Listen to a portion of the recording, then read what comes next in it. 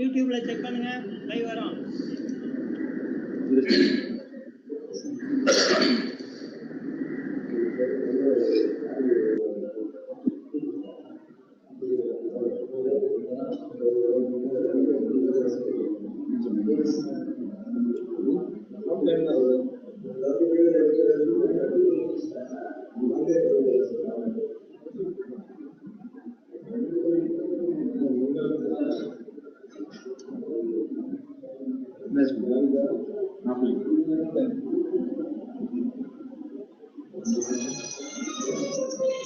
Sir offline தான் வருது. கணிக்கை sir stream ஆயிடுச்சா? திரும்ப போடுமா? இது அதுதான் அதுதான்மா. சார் வருது வருது வந்துடுச்சு. பேஜ் ரிஃப்ரெஷ் பண்ணுங்க வரும். வந்துடுச்சு சார்.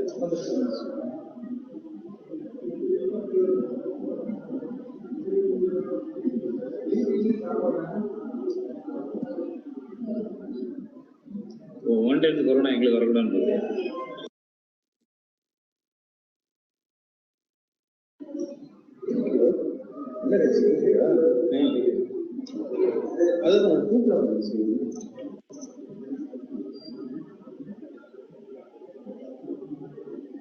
கணிக்கை சார் ப்ரேயர் நீங்க ப்ளே பண்ணிருக்கீங்களா? ஆமா ஆமா. ஓகே.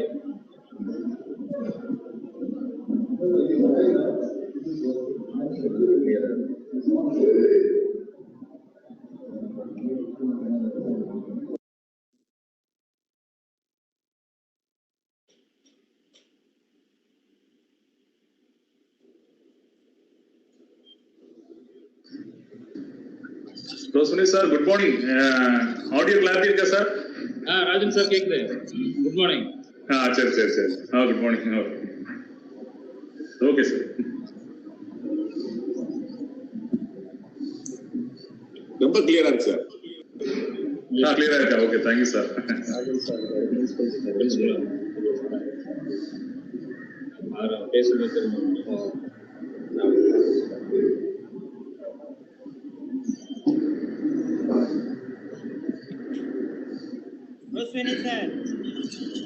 சார் சொல்லுங்க. 10:28. ஓகே 29க்கு போட்டுடலாமா? அப்ளை பண்ணிடுவோம். 29க்கு நீங்க ஆரம்பிச்சீங்கன்னா 30க்கு ப்ளே பண்ணிடலாம்.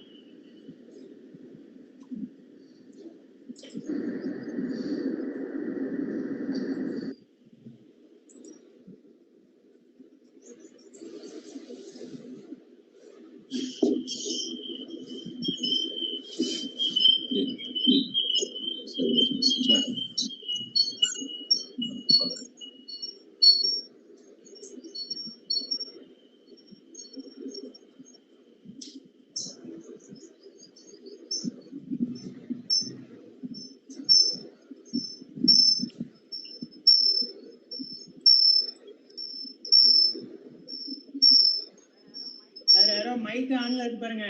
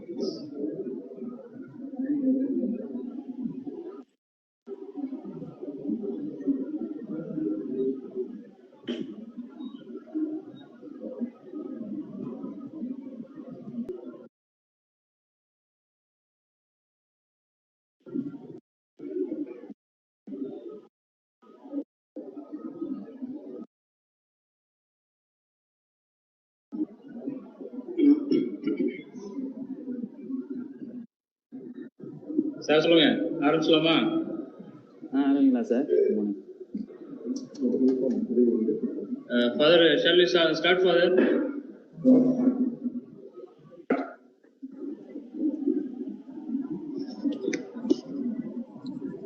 Okay, Kanickai sir, ஆரம்பிச்சலாம். 10:30.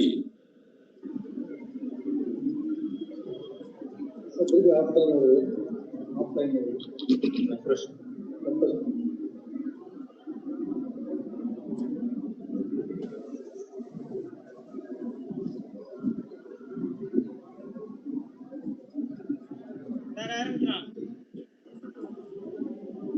Yes, ஆரம்பிச்சலாமா? Okay. Over to MC. Respected Reverend Father, respected professors and student participants, on behalf of St. Joseph's College Chemistry Department, I welcome you all for this international webinar conducted by Department of Chemistry, St. Joseph's College, Tiruchirappalli. So we will start this webinar by a prayer song.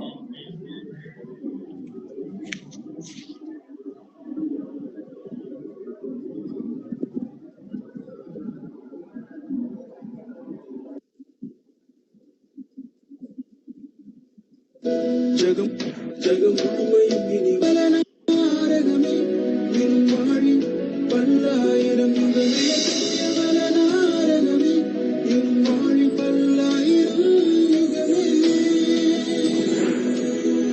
இளமையும் புதுமையும் இனிமையும் ஒன்றாயிருப்பது வலனாரிடமே இளமையும் புதுமையும் இனிமையும் ஒன்றாயிருப்பது வலனாரிடமே முழங்குக முழங்குக முரசே ஜகம் முழுமையும் இனி வளரரசே முழங்குக முழங்குக முரசே ஜகம் முழுமையும் இனி வளரரசே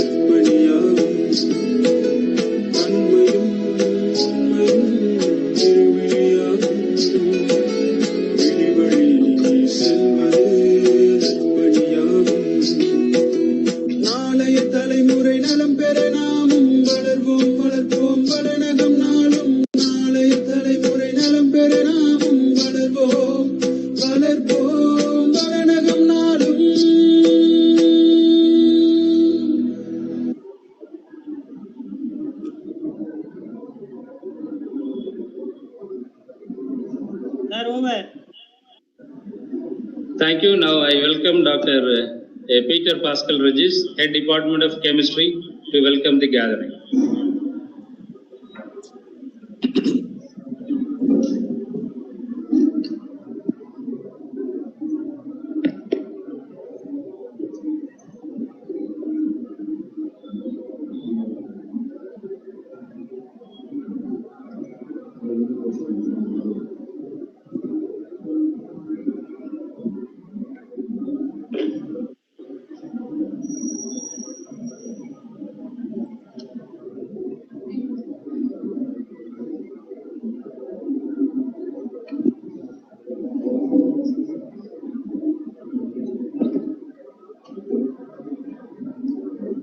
A very good morning to all of you participating in the international webinar organized by the PG and Research Department of Chemistry, St. Joseph's College, Tiruchirappalli, Tamil Nadu, India. It is my great pleasure to welcome you all to this inauguration of international webinar on the materials and technology for sustainable development. I am extremely honored to have this opportunity to address you all at this prestigious moment that our college, St. Joseph's College, Tiruchirappalli, has completed its 176th year of educational excellence, along with the status of first autonomous college in India and Tamil Nadu to be accredited with A++ status in NAC 4th cycle. Our college is the only college in Tamil Nadu awarded the heritage status by UGC. Our Department of Chemistry was established in 1906 and completed 114 years. Our PG and Research Department of Chemistry excels in promoting, teaching and research in various fields of chemistry. It gives me immense pleasure to extend a warm and cordial welcome to our great administrators, Reverend Dr. Leonard S.J., Rector St. Joseph's College, Reverend Dr. S. Peter S.J., Secretary St. Joseph's College, Reverend Dr. M. Aragasamy Xavier S.J., Principal St. Joseph's College. On behalf of the Chemistry Department and the organizers, I welcome you, beloved fathers, to this webinar.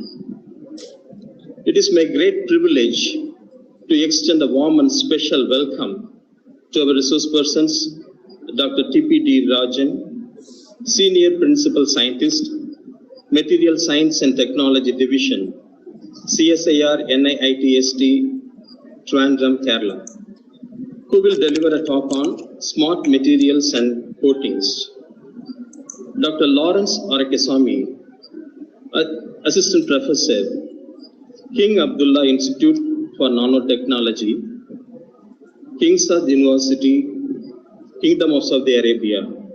He is going to discuss on membrane technology for water purification. Dr. Bhaskar Sundar Raju, Associate Professor, Department of Chemistry, IIT Kanpur. He will present a talk on clean catalysis for sustainable development. Dr. S. Chandrasekhar, Institute for Advanced Study, Shenzhen University, China, who will deliver a talk on construction of stable duplex by acyclic nucleic acids. Once again, I welcome all the resource persons for this international webinar. I'm very glad to welcome all the officials of the college, all the faculty members of the Department of Chemistry of our college and from all the other colleges of various states of India all over the world to this webinar. A special and hearty welcome to all the students, MPhil and research scholars from various colleges to this webinar. Once again, I welcome you all to this international webinar. Thank you.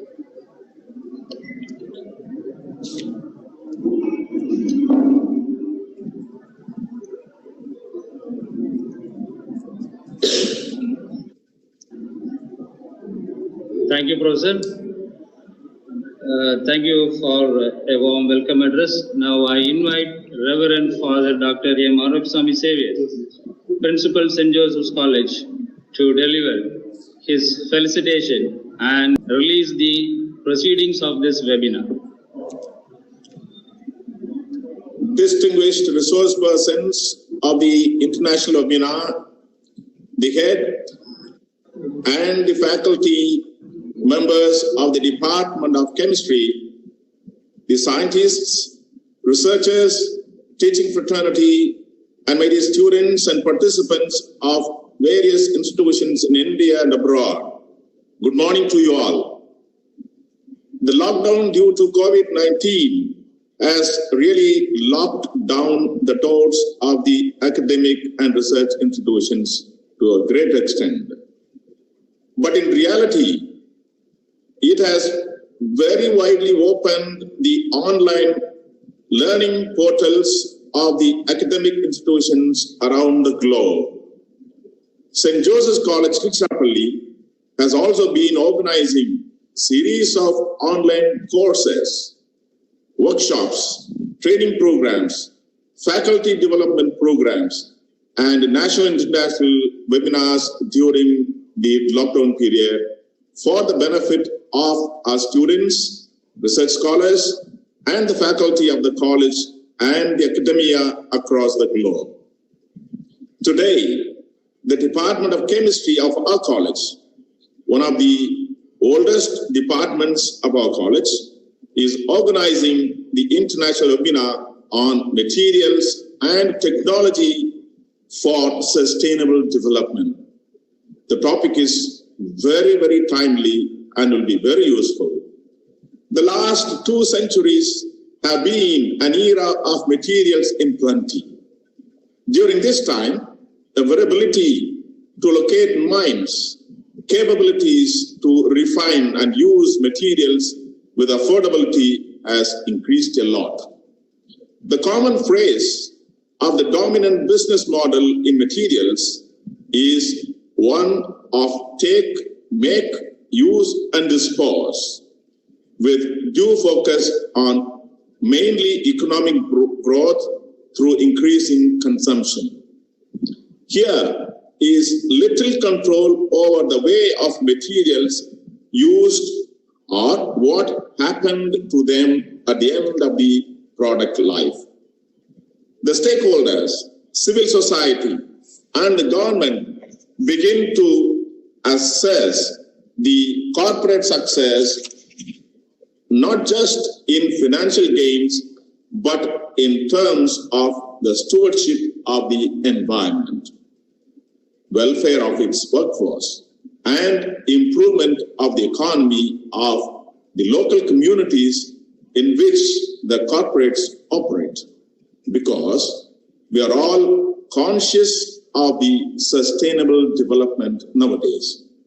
Sustainability is the development that satisfies the needs of the present without compromising the capacity of future generations, guaranteeing the balance between the economic growth, care for the environment, and also social well-being. We cannot live without water, energy, and materials, including biomaterials. The challenge is to use them discreetly so as to meet the needs of today without compromising the future. This international webinar on materials and technology for sustainable development provides a structural framework for analyzing this sustainable development and the role of materials in it. The organizers of this webinar have invited the resource persons of eminence from the East, that is from China, and the West, that is from Saudi Arabia, of the globe, and the North and South of India, that is from Kanpur and Trivandrum, respectively. The topics for the sessions are very relevant to the theme of the webinar, focusing on smart materials for coating, membrane technology for water purification, clean catalysts for sustainable development, and nucleic acids for drug design. It's an excellent webinar. I'm very glad and overwhelmed to know that all the resource persons, namely Dr. T.P.D. Rajan, Principal Scientist, Material Science and Technology Division, MSTD, CSIR, NIST, Trivandrum, Kerala. Dr. D. Lawrence, Assistant Professor, King Abdullah Institute of Nanotechnology, King Saud University, Saudi Arabia. Dr. Bhaskar Sundarraju, Associate Professor, Department of Chemistry, Indian Institute of Technology, Kanpur, and Dr. Chandrasekhar, Institute of Advanced Study, Shenzhen University, Shenzhen, China, are our illustrious alumni of the Department of Age-Old Chemistry Department from 90s to 2010. They are in the renowned research and academic positions in those premier institutions in India and abroad. Their higher quality of research and academic profiles speaks a lot about the glory of St. Joseph's excellence in higher education for the past 2 centuries. I appreciate very much and congratulate the organizing committee consisting of Dr. Pascal Regis, the HOD, Dr. Joseph Selvaraj, the Vice Principal, Dr. Rose Venice, the IQAC Dean, Dr. Iridaya Jodi, and Dr. Simi and Dr. Kanickai Raj, the organizing secretaries, and the faculty members of the department for meticulously arranging this international webinar during this lockdown period. May God shower His blessings upon all the participants, organizers, and resource persons. Stay home, stay safe. Let us continue to learn afresh. Thank you. God bless us all. I am very happy to release the proceedings of this webinar.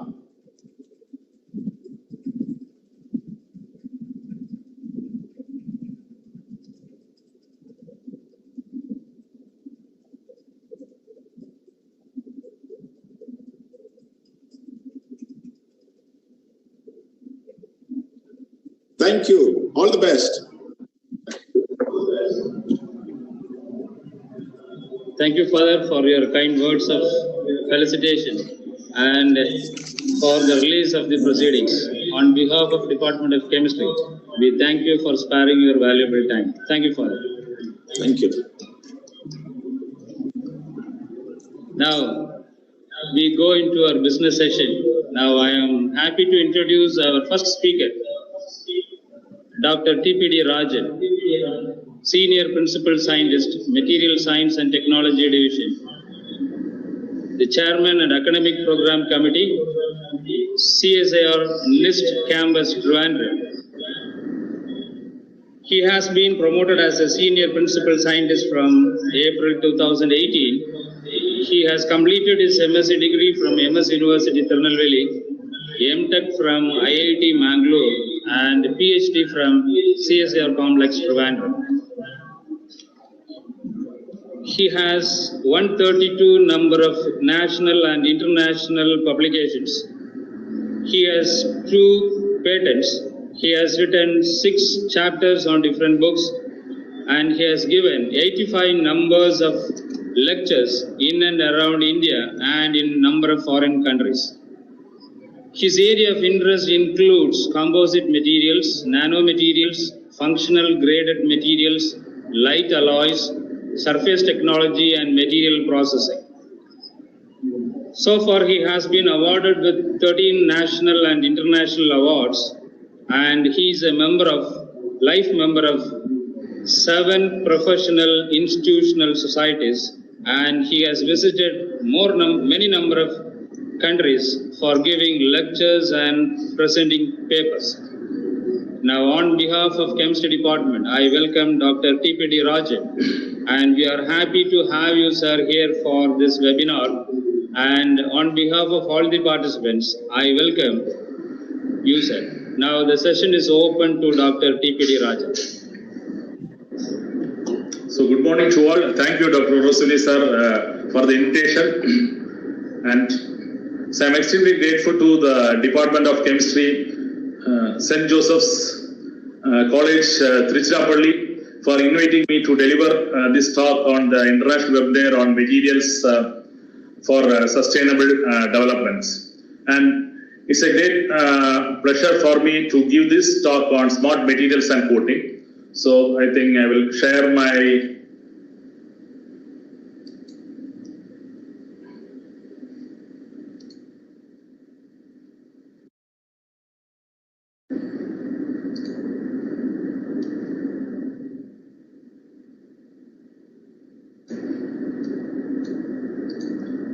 So I'll be giving a talk on smart materials and coating on this international webinar on materials and technology for sustainable development.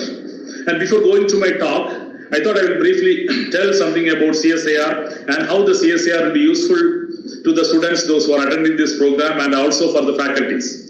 And to introduce CSIR is Council of Scientific and Industrial Research, which is a previous industrial research and development organization in India, which is constituted by in 1942, that is prior to independence. And prior to the independence. And this, the main aim of CSIR is to provide scientific and industrial research and development that maximizes the economy, environment, and social benefit of the people of India. And if you see that similar type of organizations have been there in other countries, just like Australia, CSIO is there, South Africa, CSIR, Zambia, Zimbabwe, and even similar one in even in France, which is CNRS and so on. So the main focus is because each region of the world has different natural resources, and we have to have different process technologies or technological developments to support this value add the natural products and to make as an industrial products.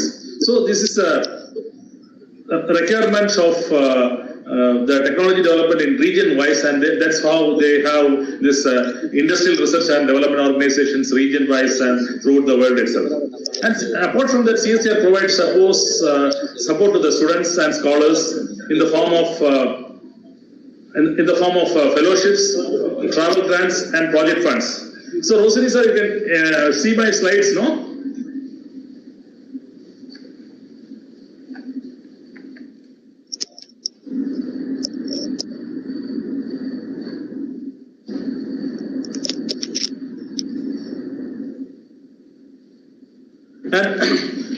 And especially for the students, the postgraduate students of chemistry, they provide, I think they can sit for CSIR, JRF, NET examinations, and they can get the junior research fellowships. And this can be used to do their PhD programs in colleges, universities, national institutes, just like IITs, NITs, CSIR labs, and other premier organizations. And they can also apply for senior research fellowships, research associateships, and so on. And CSIR also support for going abroad for presentation of papers in the international conferences, getting short-term trainings, and so on. And they support project funds for the faculties of science and engineering to establish laboratory facilities and to do work on basic as well as applied research related to the requirement of the society. And I request the participants to look afterwards into the link of csir.res.in to know more about the CSIR and specifically to CSIR NIST, or that is NIST.res.in, so that you will have an idea how CSIR is going to be useful and how it can be helpful for the students as well as the faculty. And if you see that CSIR has totally around 37 national labs throughout India, and these labs are mainly in different disciplines, especially on biological sciences, chemical sciences, engineering sciences, information sciences, and physical sciences. And as I will focus on the labs which is mainly working related to chemical sciences. The CSIR NIST is one of the labs which is working on chemical science and technology. Here, apart from chemical science, we have material science, environmental science, microbial processing technology, and agro-processing. And the other process lab, which is even closest to Trichy, is the Central Electrochemical Research Institute, which works on batteries, fuel cells, functional materials, and corrosion protection and coatings. And in Chennai, we have the Central Leather Research Institute, mainly focused on the development of leather technology and related process developments. And if you see, go towards north, we have Indian Institute of Chemical Technology at Hyderabad, National Chemical Technology at Pune, Central Salt and Marine Research Institute at Bhavnagar, Central Institute for Mining and Fuel Research at Dhanbad, Northeast Institute of Science and Technology at Jorhat, and Indian Institute of Petroleum at Dehradun. And all these labs focus a lot of areas related to the chemical science, and the students, those who are eager to do their PhDs, or if they want to become a scientist in later days, they can definitely approach these labs for their PhD programs, or they can apply to become the scientist. And if they are doing their postgraduate program also, if they are interested to do their postgraduate training, especially as final year projects, even they can apply or attend this institute. It is not that chemical science is limited to only to the labs of chemical sciences, but even the National Aerospace Lab have polymers and surface engineering division, which deals with a lot of chemistry. Food technology has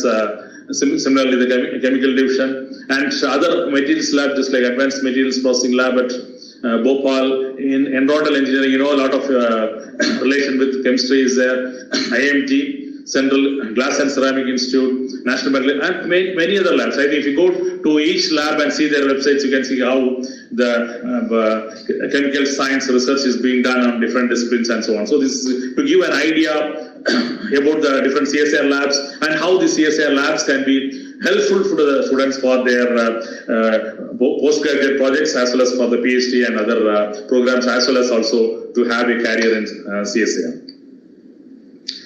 And this is CSIR NIST Trivandrum. And in CSIR NIST Trivandrum, we have the agro-processing, biotechnology, chemical science, material science, and process engineering divisions. And you can visit the website of CSIR and know more about this. And you see the organization, CSIR is an autonomous society under Government of India, where President is Prime Minister and Vice President is Minister of Science and Technology, and we have a Director General, and each labs have directors. So with these few words, I think I will move to my talk. So on smart materials and coatings. And to introduce what is smart materials, always we feel that smart means something specific, because we always tell you are smart means you have a special quality than an ordinary person. Similarly in materials, whatever you see in and around is made of chemicals or constants of chemicals in a nano or an atomic scale. And if you see in a visible, it forms the materials. That means it can be a metallic systems, or it can be a polymeric system, or it can be a ceramic system, or it can be a composite systems. And whatever you see in and around, everything is one or the other components of materials. Then what is smart materials? So smart materials means the material which can respond to the changes in the environment or a stimuli, just like an electric, magnetic, optical, or a mechanical signals. So if you want to correlate the same thing in nature, because we can see a lot of plants in and around us, but when we touch, the plants will not visually respond always. But the touch plant, it responds to the touch what we give. So that it's what you call a smart plant. So similarly, many materials are there which will respond to the external stimuli. So one of the typical example I have shown down is the smart glass, that is the sunglass. So this is a glass which is made of photochromic materials. That means because of the light, there is a change in the chemical structure of the compound which is embedded inside the glass, or the coatings which is made over the glass, which is called the photochromic glass. So once you are in the dark place, it will be almost clear. The lens will be very much clear, and once you go to the light, so that means there's an increase in UV radiation or the light, then it becomes dark because of the changes in the chemicals. So this is one of the typical examples of the smart materials or a smart component. And if you see, the smart materials and systems can sense and respond to the environment around them in a predictable and in a useful manner, just like a typical example is the sunglass. And if you see, the smart materials, they have the sensors. That means just like what we can see by the eyes, it can take decisions. Once, as I had shown the simple example of a sunglass, it can sense the light, it can change its color, so that means it can take its own decision, intelligent decision, and it can give an act to completely give the functions of changing the darkness to the dark or lightness of these specs. So through the electronic feedback, it can correct or prevent the measures to avoid the catastrophic situations.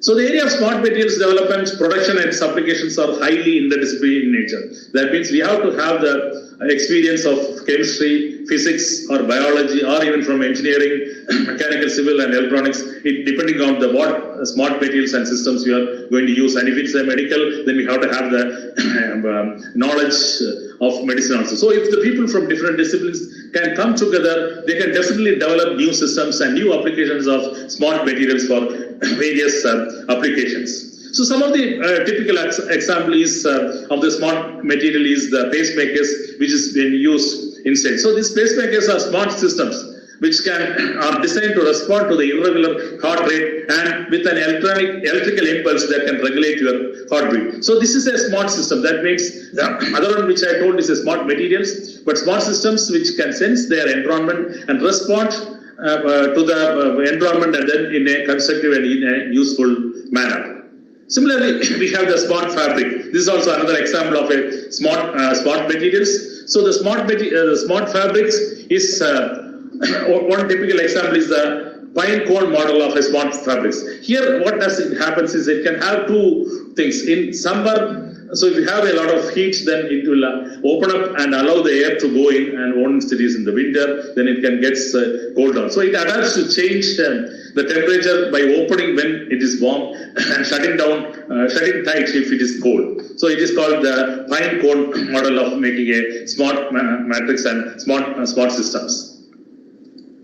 So if you see that smart materials, different class of smart materials are there, and I will be explaining selected examples, just like shape memory alloys, which is made of either alloys or shape memory materials, which is made of polymers, ceramics or composites. So you have the photochromic materials, we can have the thermochromic materials, piezoelectric materials, magneto-rheological materials, ferromagnetic alloys, smart composites, smart coatings, spintronics, multiferroics, ferrofluids, biosensors, colossal giant magnetic resistant materials, superconducting devices, and so on. And if you see that there are a host of materials which is developed and a host of application which these materials have in diversified fields. And if you take specifically to the smart coatings, smart coatings are those coatings which can respond to the environment or respond to some of the external stimuli.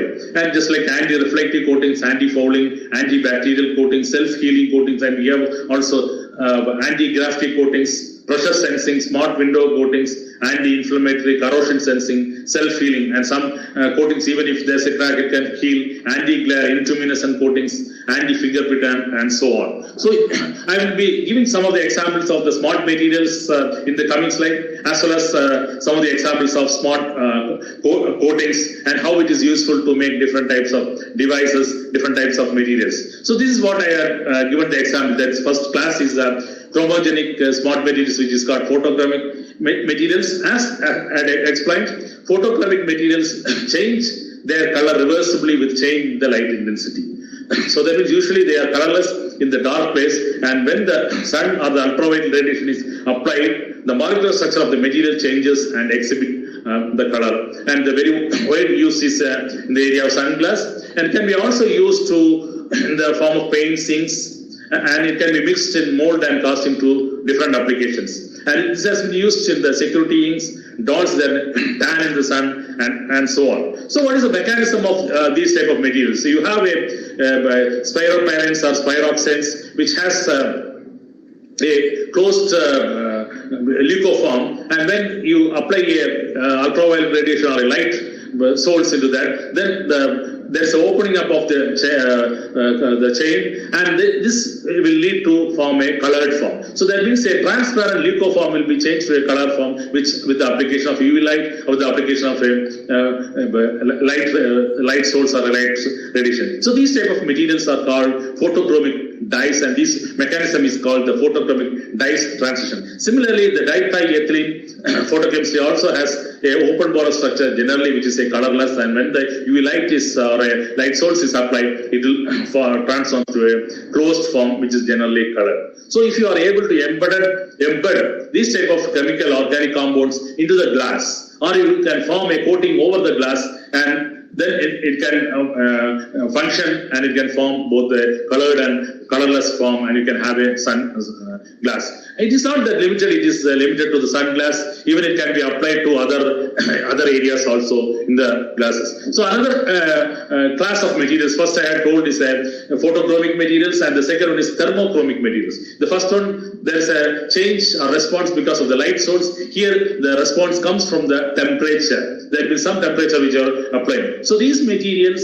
change color in the response to the temperature or the changes in the temperature. So they have been used in the bar plugs to change the color when the water is too hot, and it can be also used in thermochromic inks or dyes, which are mostly temperature sensitive compounds, and this has been developed early in 1970s. And you can see one of the typical hyper color t-shirts, and once you apply a hair dryer, it changes the color, or once you apply even your body heat, it even changes the color. So the dye is most commonly used in spirolactones, fluorons, spiropyrans, and fungicides, or mostly the types of thermochromic materials.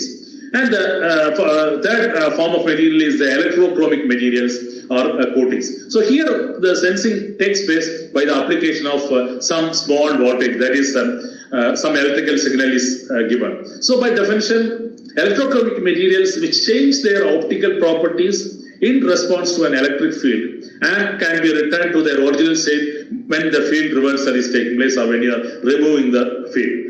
So for this, only a small voltage of 1 to 5 volt is enough, and it shows a specular reflections, possess a grayscale and require power only during switching. So once the switching is over, then you have only limited, and it can exhibit the adjustable memory for many hours. And this type of chromogenic, that is electrochromic materials, can be used in the normal glass windows. It can be used in electronic displays.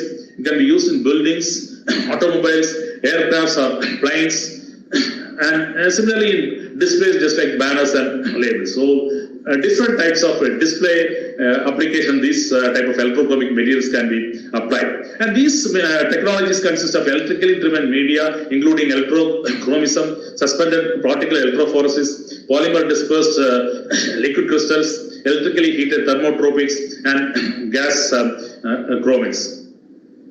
And this electrophoretic technology is also used in electronic book, paper, like banners and displays.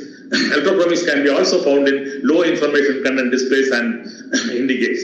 So this is one of the window which is called E-controlled glass, which is used in high-rise buildings where you can have, if suppose you want to control the light from outside, you can have the signal on so that it will become completely dark, and once you want an exterior light source, then you can remove the signals and it will become completely transparent. You can use in high-rise buildings. Similarly, these type of windows are being used in the aircrafts. If some of you have experience by traveling the Boeing 787 Dreamliner from Chennai to Delhi, I think definitely you may have experienced these type of photochromic windows which is used. And normally, once you are entering to the flight, they will not apply any signal, and it is a transparent window, and you can see through the sky outside.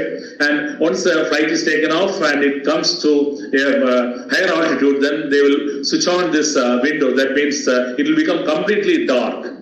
And this is because of the electrochromic smart windows which is used for the application. And now even in the later days, many buildings also they have started out. But one of the things is that currently the cost of this technology is slightly higher, and the cost of the electrochromic materials is higher. And once you are able to replace with cheaper materials, and as a students you can also try whether new electrochromic materials can be used, so that even houses you can use it for glass windows, and even the normal cars also this can be used, these type of electrochromic windows. So we have seen the electrochromic materials. Now we will see what is piezoelectric materials.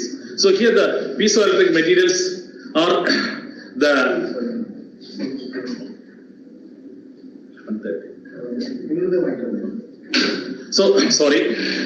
piezoelectric materials are the materials which is normally these materials are the materials where we can apply some mechanical pressure. Once you apply the mechanical pressure, it generates some of the watt. In reverse also we can do. Suppose you apply a electric watt, it can expand or contract. So applying a mechanical stress to these materials generates an electric current. And expand and contract with the application of voltage. So you can have a two-way things. For example, you are putting this type of piezoelectric materials in your shoes, and once you keep on working, it can generate some watt or electric current, and this can be used to charge even your mobiles, or can be used to blow your lights or in the dark region when you are moving. So even piezoelectric microphones transform changes in the pressure caused by the sound waves into the electrical signals as the microphones what we are using. So all these microphones contain these piezoelectric materials which can convert the sound waves into an electrical signal. That's a reversal. So piezoelectric materials are smart materials. When it's either applied a mechanical stress or a sound waves, it can convert those into an electrical signals. And in the reverse also we can do, if you are able to apply a voltage, then also it can contract or expand depending on the signal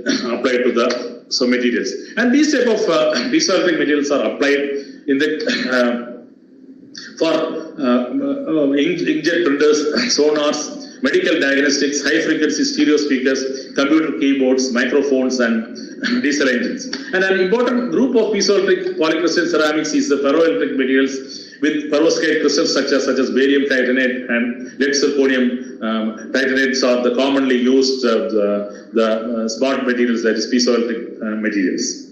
So coming to the next class of materials. So first you remember that we had seen the photochromic materials, thermoelectric materials, electrochromic materials, and then in the previous slide we had seen the piezoelectric materials, and now we can see the magnetorheological materials. And all these materials you had seen that some type of external stimuli, it changes its structure. So in the case of magnetorheological materials, these fluids become solid when placed under a magnetic field. And once you remove the magnetic field, it becomes liquid. You can see within a moment by applying a magnetic field, it can be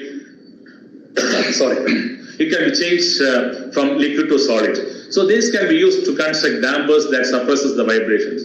These can be fitted to buildings, bridges to suppress the damping effects. For example, the high winds and the earthquakes. So here you can see the bottom. So this is a suspension of magnetorheological fluid where you have a magnetic particles and you have a carrier oil. And once you apply a magnetic field, and this magnetic field align the magnetic particles, and the particles form chains in the direction of flux lines. And this type of, so once it becomes solid, it will have a, so this can be used in high power sonar transducers, motors, and hydraulic actuators. And you can see how the magnetorheological fluids are suspensions of magnetic response particles in a liquid carrier. You can see once you apply a magnetic field, it becomes solid, and once you release the magnetic field, so it becomes almost very loose materials, and it gets it can be drained off.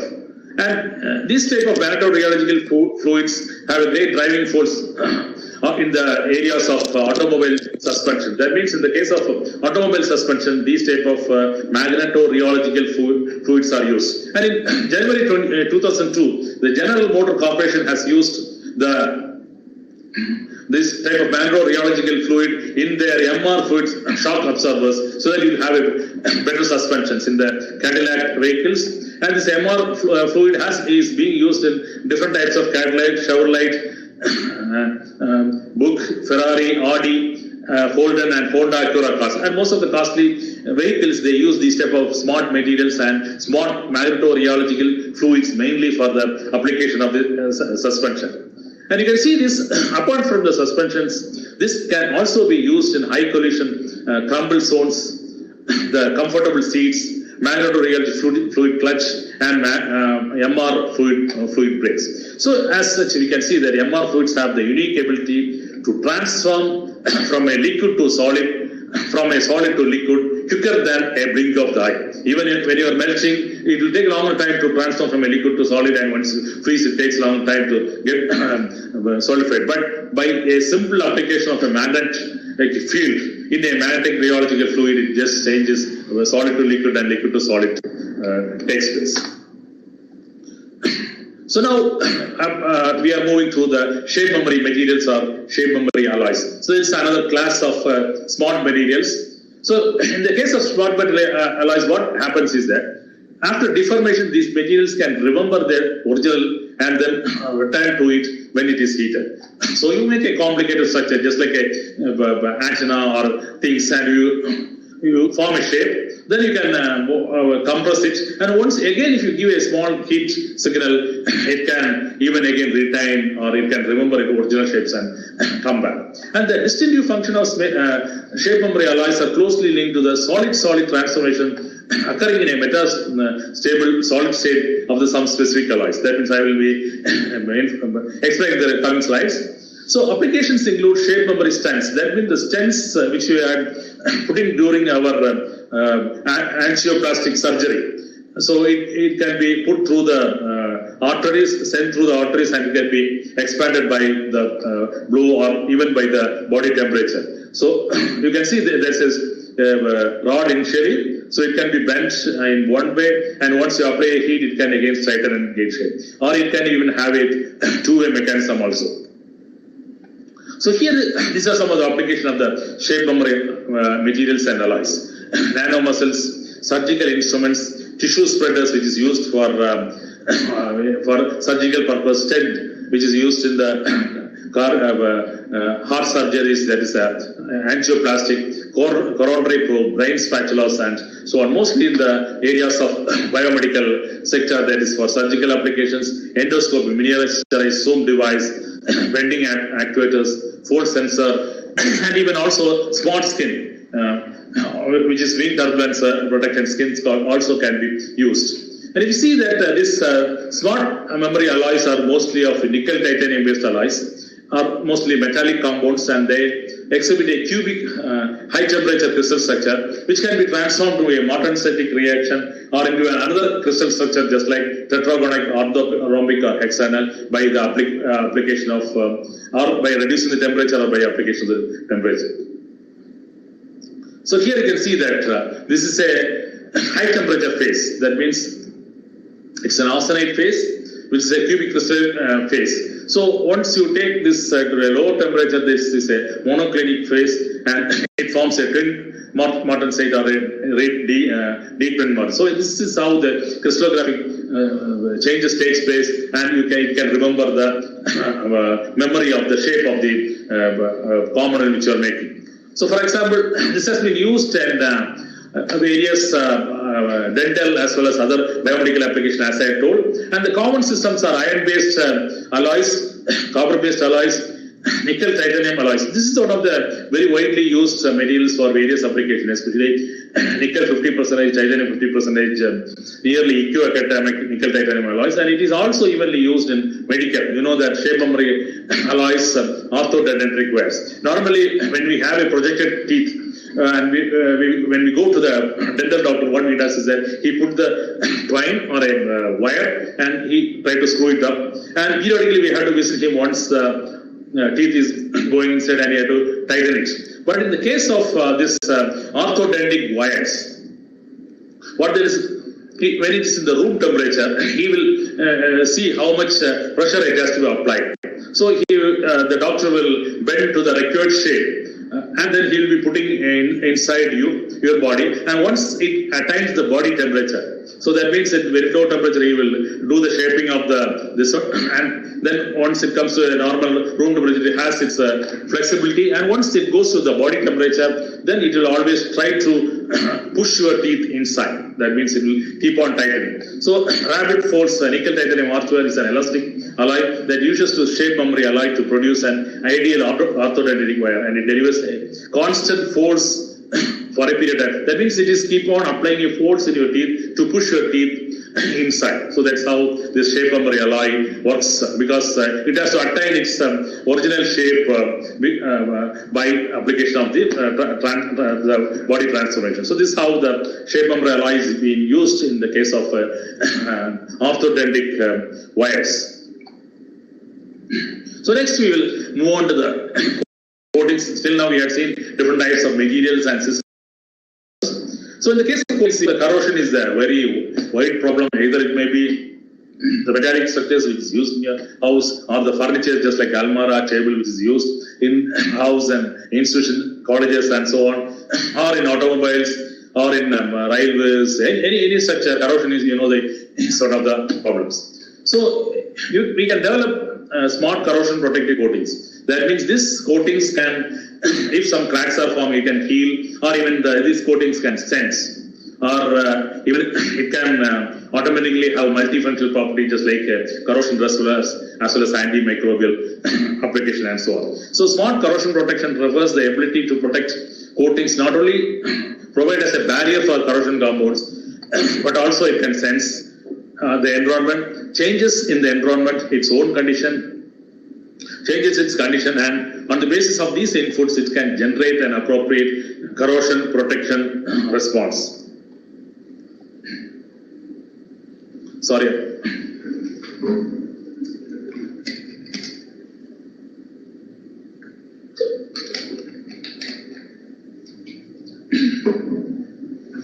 Thank you.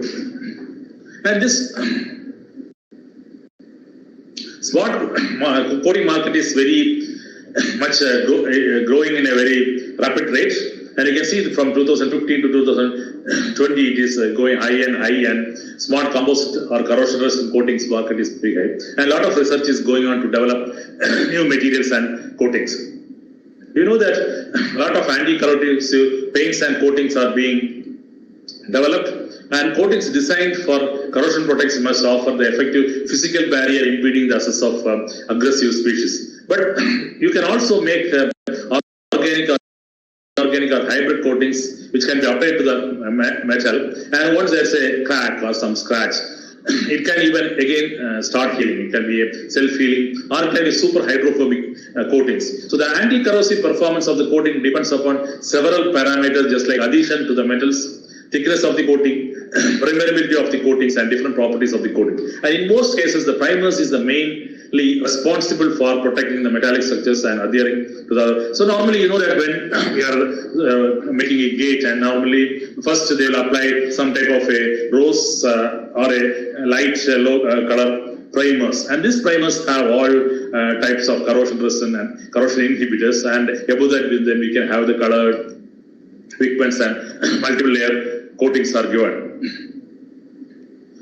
So here you can see why corrosion is so important, because even if you are not monitoring the corrosion properly, it can lead to many accidents, even in the space craft, or even the whole bridges can even fail, or even the building can fall, and so. So this is a airlines flight Aloha, which has failed because of in 1988 because of the stress corrosion cracking. So they have not clearly gone through. So corrosion is a problem, because any place a small removal of paint will make the surface aggressive in corrosion. Similarly, this is an US Air Force F-16 jet, which has failed in 2007 because of the stress corrosion cracking. And normally the corrosion protection can be sacrificial. For example, I think you must have learned in the school as well as in the colleges that the use of sacrificial anode, just such as zinc, is used to protect the steel, and it is a well-known industrial practice. The zinc will completely sacrifice, and the base metal is getting protected. Similarly, you can give the epoxy or polyurethane-based polymeric paints, and these are applied to the metallic structures to provide a barrier against the corrosive species. And they are not purely impermeable. Moreover, the defects or the damages in the corrosion layer can give the pathway. Normally, if you see the metallic structures coated with paints, if there is a small scratch, then that's a place where your corrosion gets started, and it's a place where it gets aggravated, and it may be the place sometimes if it is in the buildings, it can even fade. So pigments having lamellar or pipe-type shapes are introduced to the polymer coating, such as mica, iron oxide, or even aluminum flakes to the polymer, and this not only increases the length of the diffusion corrosive species, but also decreases the corrosion. That means the corrosive species which want to attack the metallic surface will not attack, and it reduces the corrosion. So this is by the barrier effect. So another is by inhibition. So here what we have to do is that They got to add some inhibitors just like metallic phosphate, silicate, titanate, and molybdate in the primers, and this can this will not allow the corrosion to occur. So these pigments form a protective oxide layer over the metal surface and often also forms an anti-corrosive complex with a barrier on the surface, and so that it can the corrosion can be prevented by having this type of inhibitors. And another feasibility for applying this technique is apart from the brushing, you can use spray coatings. Normally the spray painting which is used for automobiles, or you can have a dip coating. So you can have a crucible into which you can have the paint solution, you can dip the component and take it. Or you can have a spin coating, so you have a spinning wheel over it. By drop by drop you can drop the coatings, and you can have, and you can also have atomic layer deposition. That means by spraying with a precursor, maybe even you can have a plasma sprayer or any other type of mixtures. So the precursors can be mixed and it can be coated atom on a substrate. And even there are other techniques called electrolysis coating and electrolytic coatings. These electrolysis coatings are autocatalytic coating. That means you have to have a salt of metal. For example, you are going to coat a nickel, then you have to have a nickel sulfate or nickel chloride. Then you have to have a that is a reducing agent, just like formaldehyde or hydrazine, which can be coated, which can reduce the metal ions, and it can automatically coated on the substrate. So this is, and similarly you can apply the electric charge, and by electrical this one you can make even electrolytic coatings. So these are different forms of corrosion resistance coatings which can be used to prevent the corrosion. And apart from the corrosion, even we can have fire resistance coatings. That means sometimes you have a structure which can be used for the protection of your structures from the fire. So here what happens is the high thermal resistant coatings are used for a wide range of metallic substrate, including non-stick cookware, barbecues and boilers. And one of the typical examples which is called expandable graphites. And these expandable graphites are used as a fire retardant, and these contain chemical compounds including acid entrapped between the carbon layers, and once it is exposed to high temperature, the exfoliation of the graphite takes place and it provides an insulating layer, and it can reduce the heat to be affected the structures where it is getting coated. And another class of coating is heat resistant coatings, self-cleaning coatings. And in the case of self-cleaning coatings, this is similar to that of the lotus leaf. So I think everybody know the lotus leaf. And in the case of lotus leaf, normally the lotus leaf will be very much clean because it has a mechanism called lotus effect, or a nanoscopic, nano-size structures on the surface of the lotus, and this you can see very small humps. And what happens is that this, when the dust particle is getting stick, it will not stick to that, and when there is a rolling of a water drop or by air, it just blow it and take it. So self-cleaning coatings, as the name suggests, have a special functional property which is called lotus effect. That means their ability for the surface to repair itself and naturally occurring the biological system. That means many biological systems have these type of surface prevention, so that contamination of dust will not get settled. And if even dust is getting settled, the problem is even the photosynthesis will be getting affected, and so that you can have the proper growth of the plant. And you can see the mechanism is there. Once you have a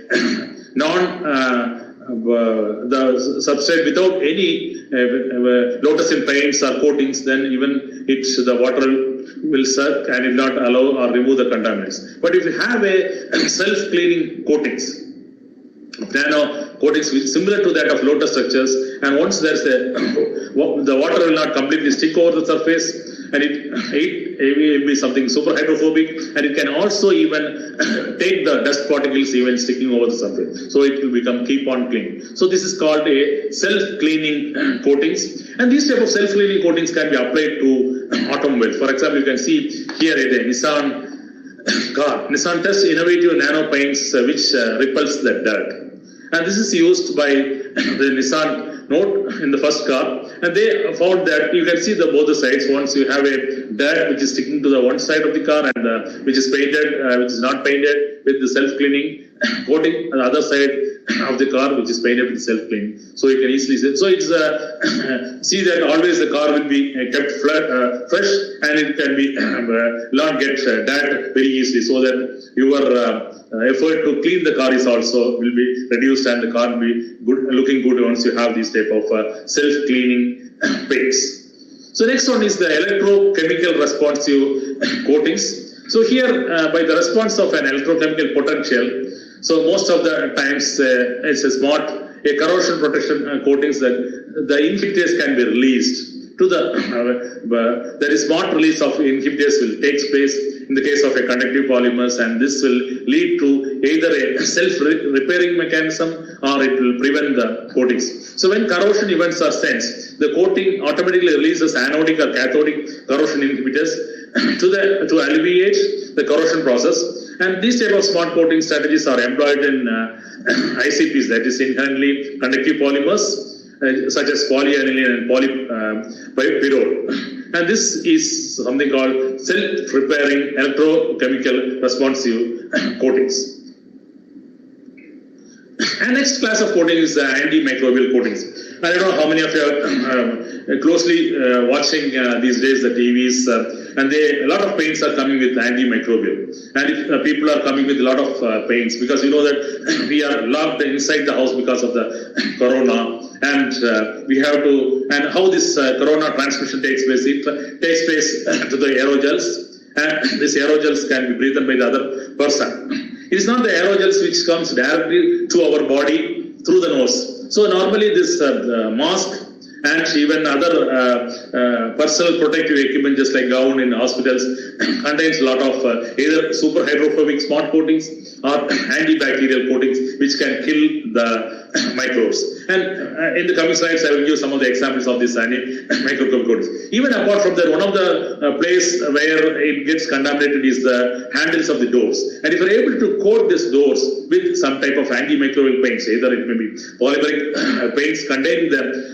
antimicrobial materials, or it can be even the metallic system. For example, the silver and the copper is a well-known antimicrobial metallic systems, and people are telling that. That's why people used to tell that even if you want to drink water, you can pour the water and keep it in a copper vessel for a few hours, and then you can drink. So then bacteria, fungus, or other viruses which is harmful to your health will be getting killed by the copper, and so then the water will get purified and so on. So same thing can be used for forming different types of coatings. And the antimicrobial coatings are those which can kill the pathogenic bacteria, fungi, and viruses.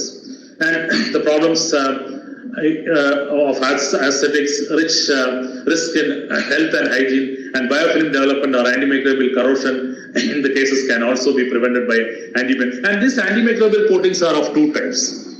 That is, one is called antibacterial coated substrate, which is called biocidal or contact killing mechanisms. That means you have a surface coat which is not coated with an antimicrobial paint or coatings, and then any bacteria can stick to the surface and it can self-propagate. So you know that the difference between bacteria is that bacteria can grow on the surface and it can propagate there itself. But in the case of a virus, it has to have a host, just like a human body or an animal, then only it can propagate. So normally normally what happens is that even if it is a bacteria, it can stick and self-propagate, and if it is a virus, it can stick to the surface, and once another person keeps his hand, just like the door handles, it can even come to his hand and it can transmit to him. So the mechanism to control this bacteria, fungus, and virus by antimicrobial coatings is one is to biocidal killing or contact killing mechanism, or to give an anti-adhesive or bacteria repelling mechanism, that is antibacterial coated surface of anti-adhesive and bacteria. So that the microbes will not stick to the surface, the virus will not stick to the surface. Even if it is sticking, it can be killed by the biocidal and contact killing mechanism. Normally they go the two layer coating, the bottom layer with antibacterial, the top layer with that is with biocidal material, and the top layer with super hydrophobic anti-adhesive bacterial repelling mechanism. So the classical biocidal functions either inhibits the growth of bacteria, that is biostatic, or they kill them by biocidals. And today more emphasis is placed on the development of biorepulsive without killing antireal bacteria. And the application is it can be used in biomedical devices, filters, paints, coatings, and textiles. And as I mentioned, that we are in the age of corona, and very much these type of smart materials are required to kill the coronavirus. So, and this type of coatings are called, the smart coatings are called versatile coatings, that is antiviral coatings, and it can be killed. And as you see this coronavirus, it has a spherical structure with a lot of spikes.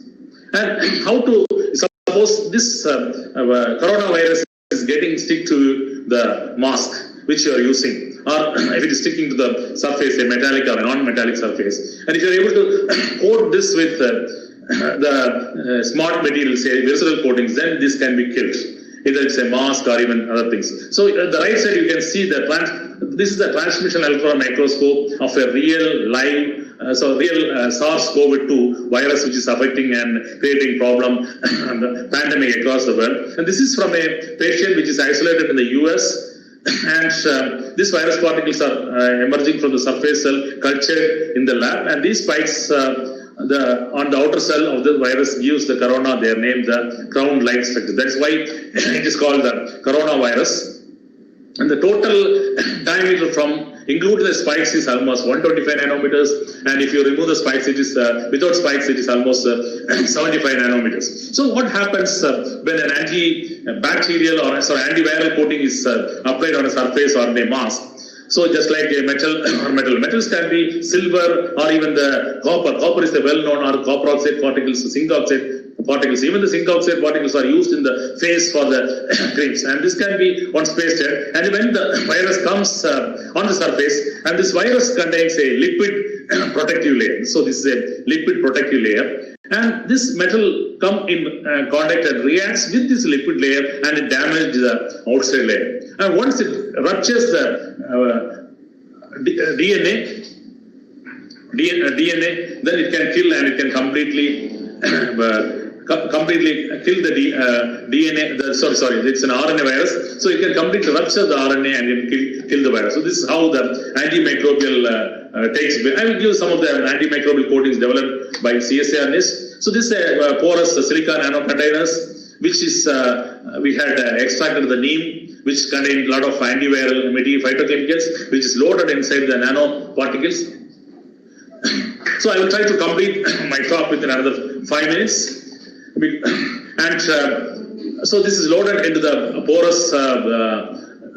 So you can see here a lot of nanopores are there in the nanosilica. So this is the silica is almost 100 nanometer or 150 nanometer in size.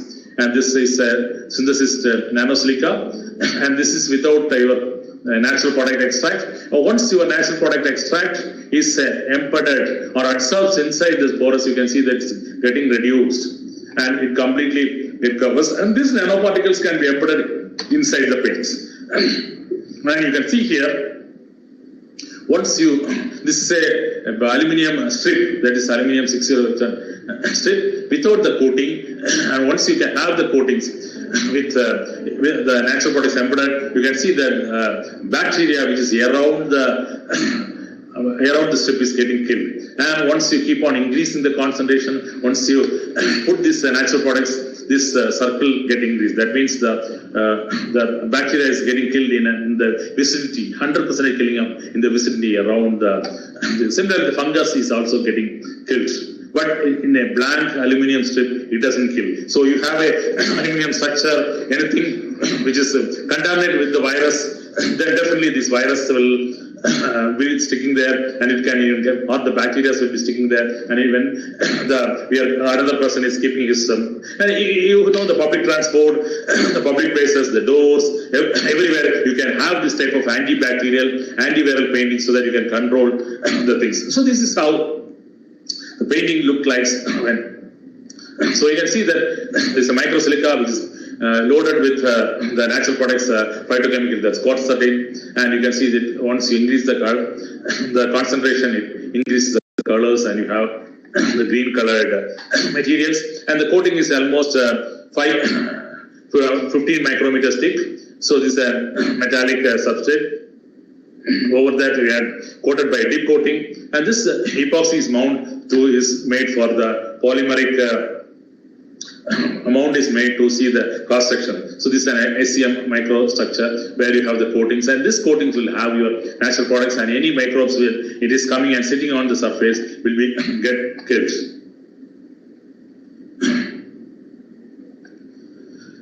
Again, this is the aluminium, and here what we have done is with the different types of the solvent we had used, butanol. Earlier we had used ethanolic, so here we had used butanol. Here also we can see a lot of antimicrobial protection against that means your substrate kill all the bacteria around the strip which is coated, and once without coating you can see there is no killing, and the bacteria grow over that.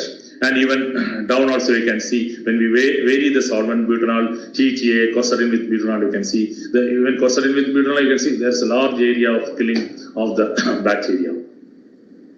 And we found that this quercetin molecule which is there, even in the onion, which is there in the natural product just like neem, has a lot of antiviral behavior, and even it can kill the influenza virus, and it can be used for antimicrobial coatings. And apart from that, you know, the silver nanoparticles also has a lot of antimicrobial efficiency. Again, we had tested this with both bacteria growth inhibition and fungus growth inhibition, and we had observed that this control doesn't give any inhibition, and once you have a coating with 5 milligram of your silver nanoparticles per ml load, it almost kills all the bacteria which is around you. But this effect is very limited in the case of a fungus in the case of silver nanoparticles.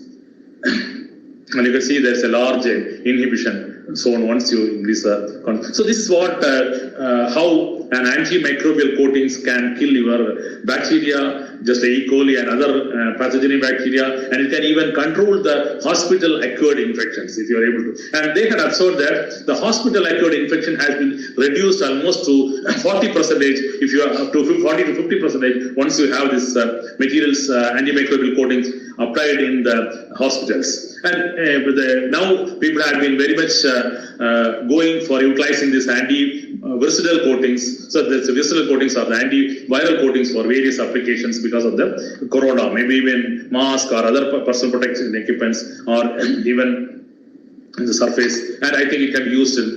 So now I will go very quickly and tell some of the other types, anti-fouling. And these anti-fouling coatings are mainly applied in ships. And here the problem with the ships is that a lot of fungi and algae will grow on the surface of the bottom of the ships. So what happens is that the growth of a lot of algae can increase the weight of the ships, and it can increase the friction between the ship and the water. So what happens is that the drag force is more, so that the fuel taken for the ship or the boat to travel will be higher, the speed is getting reduced, the weight of the ship is getting increased, and once you are able to give the anti-fouling coatings, it can be based on even the simplest anti-fouling coatings which is commonly given is the coal tar. And apart from the coal tar, even the copper mixed with polymer is given, and copper-based coatings are very widely used as a paints for this type of anti-fouling coatings in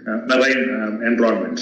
So there are even anti-grafting coatings. That means nuisance in the colleges is people make a lot of paintings on the surface, and so once you have a base coat of anti-grafting, whatever the paintings or any drawings which you make can be even just easily cleaned by rubbing or by simply with water itself. So it will not form an so this type of coatings are called anti-grafting coatings. And there are even coatings which can be given over surface and small scratches form. And this, if you have a fillers, this can even detect, fluorescent molecules can detect the starting of the corrosions. And similarly, there are a lot of mechanisms. I think I will not go into the details of self-healing. I will only just pick two different types. That is, if you have a nano fibers with embedded with these capsules or the capsules containing monomers, once there is a crack, this capsules or fiber cracks, and this monomers will come in contact. And if you have the hardness also inside this, gets set, and it can be get cured.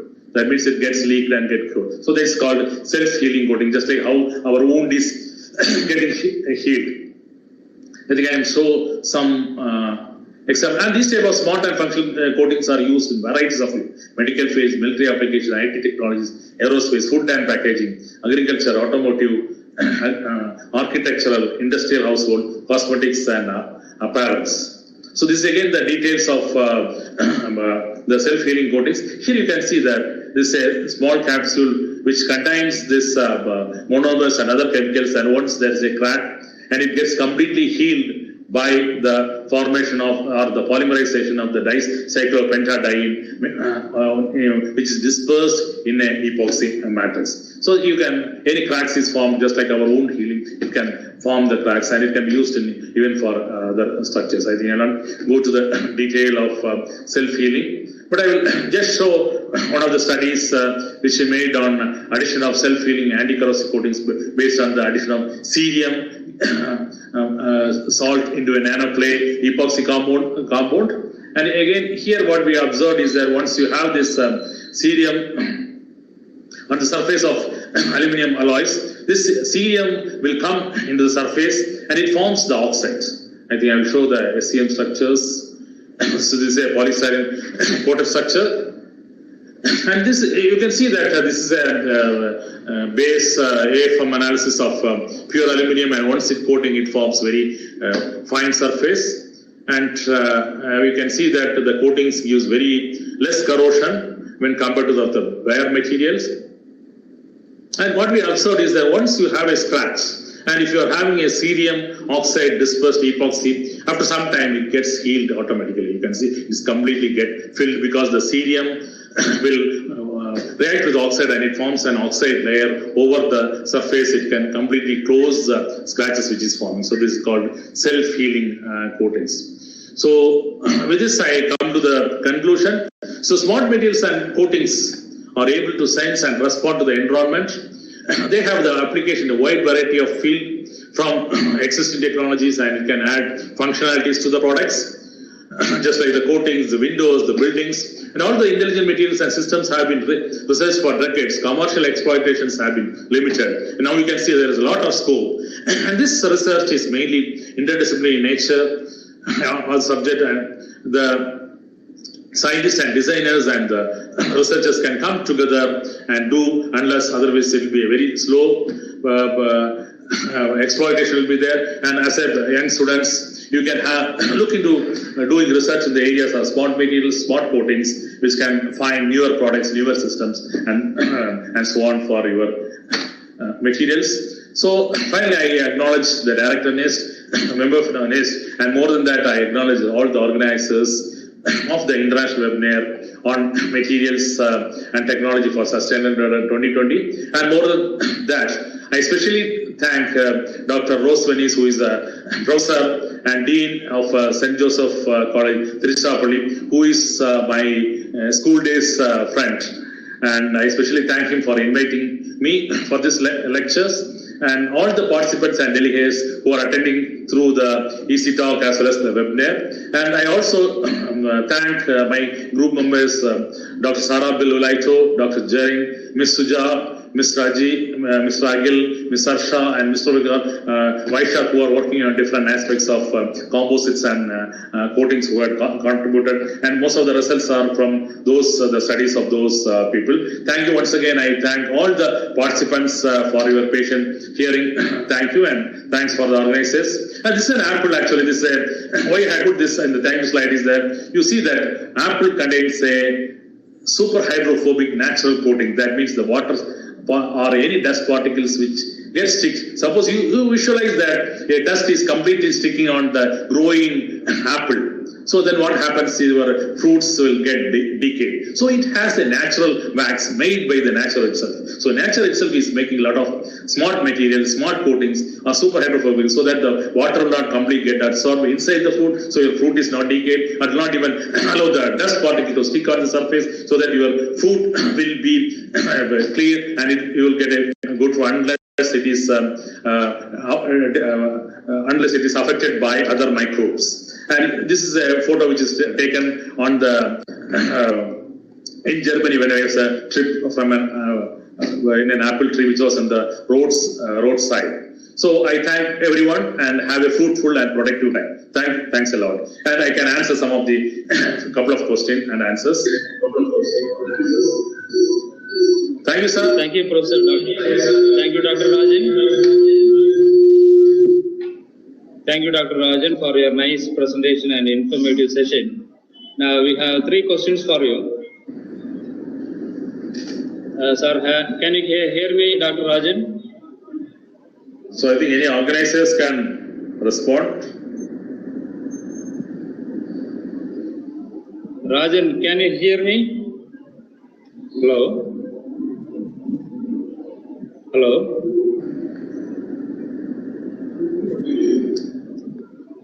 Rajan sir, can you hear me? Kanickai sir? Sir. Rajan sir, can you hear me?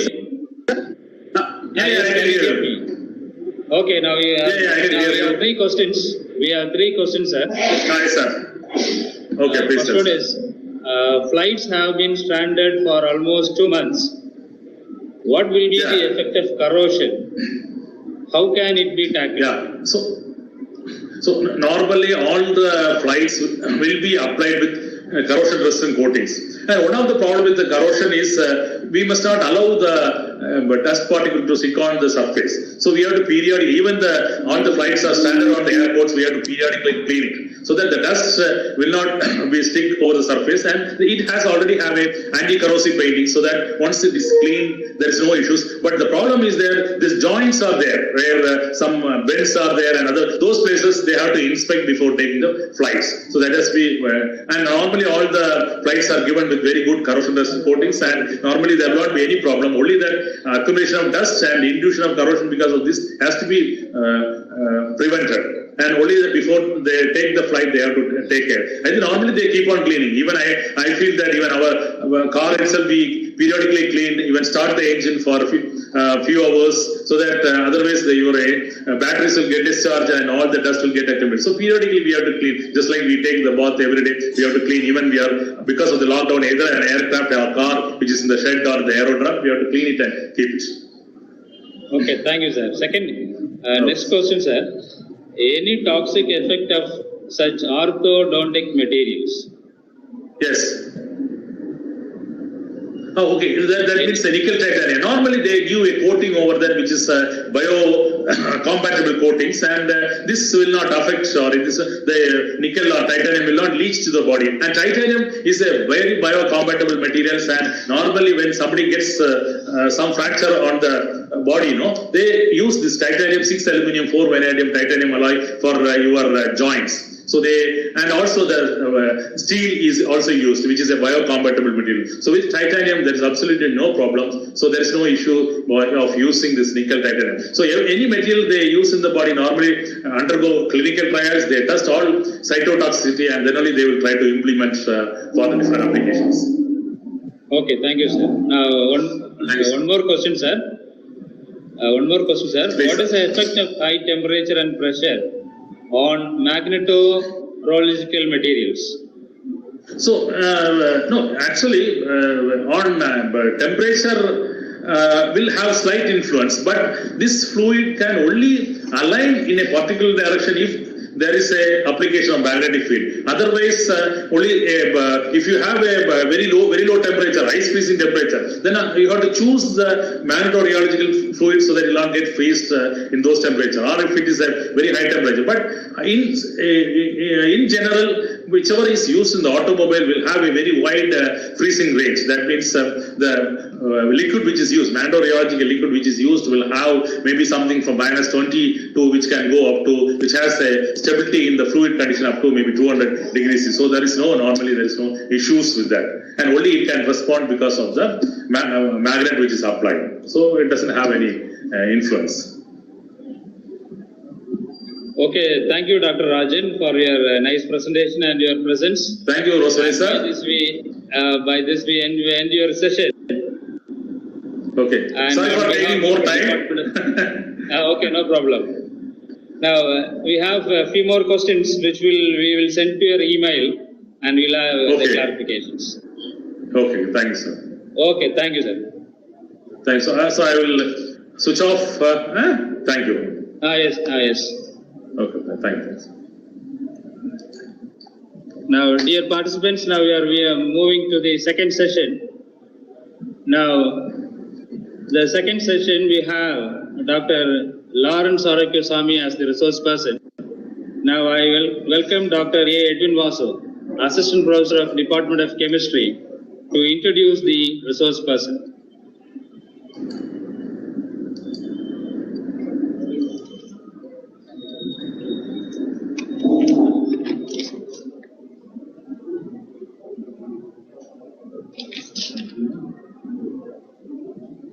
Good morning, everybody. Let me introduce the speaker of this session, Dr. D. Lawrence Arakyasamy, Assistant Professor, King Abdullah Institute of Nanotechnology, King Saudi University, Saudi Arabia. He did his BSc and MPhil here in St. Joseph's College, Trichy, and MSc in our sister institute, Loyola College, Chennai. He completed his doctoral research as a CSR Research Fellow in Anna University, Chennai, India. His PhD work is on the preparation and characterization of polymeric membranes for the removal of heavy metals and proteins. He got the SRF Senior Research Fellowship awarded by our CSIR. And he is able to operate many sophisticated instruments like HPLC, GC, PGA, DTA, CV, AAS, NMR, AFM, and others. He is responsible for the establishment of a world-renowned, sophisticated membrane research laboratory in King Saud University. He has more than 28 international publications to his credit and wrote chapters in 2 books. And currently he is having a desalination project in his own university worth nearly 2 million Saudi riyals. Thank you, Ulanda.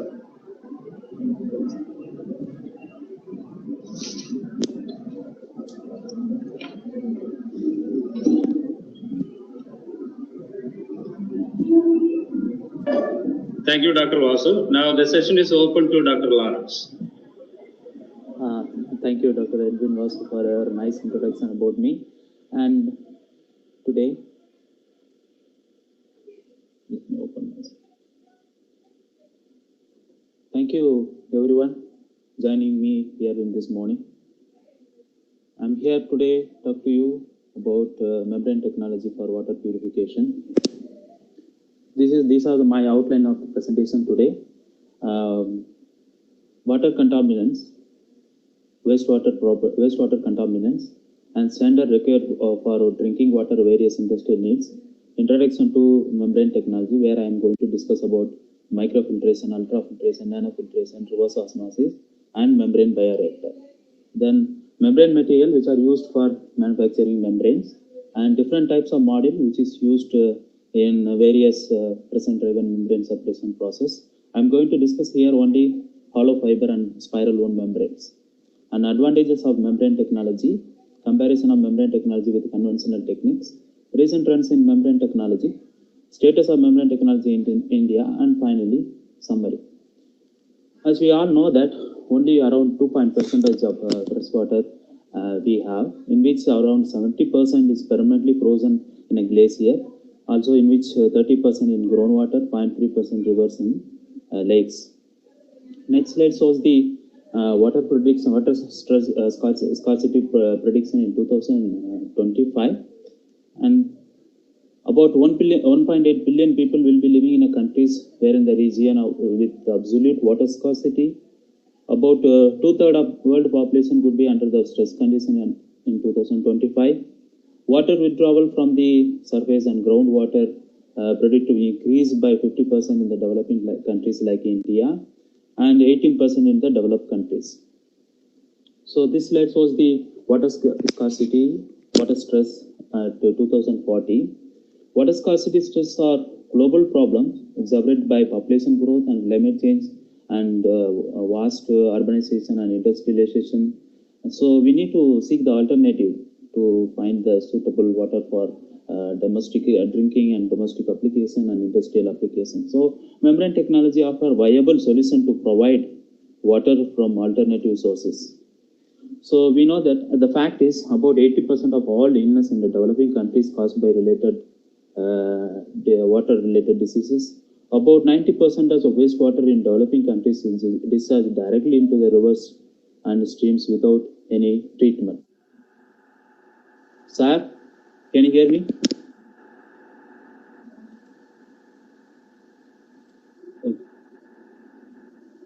Okay.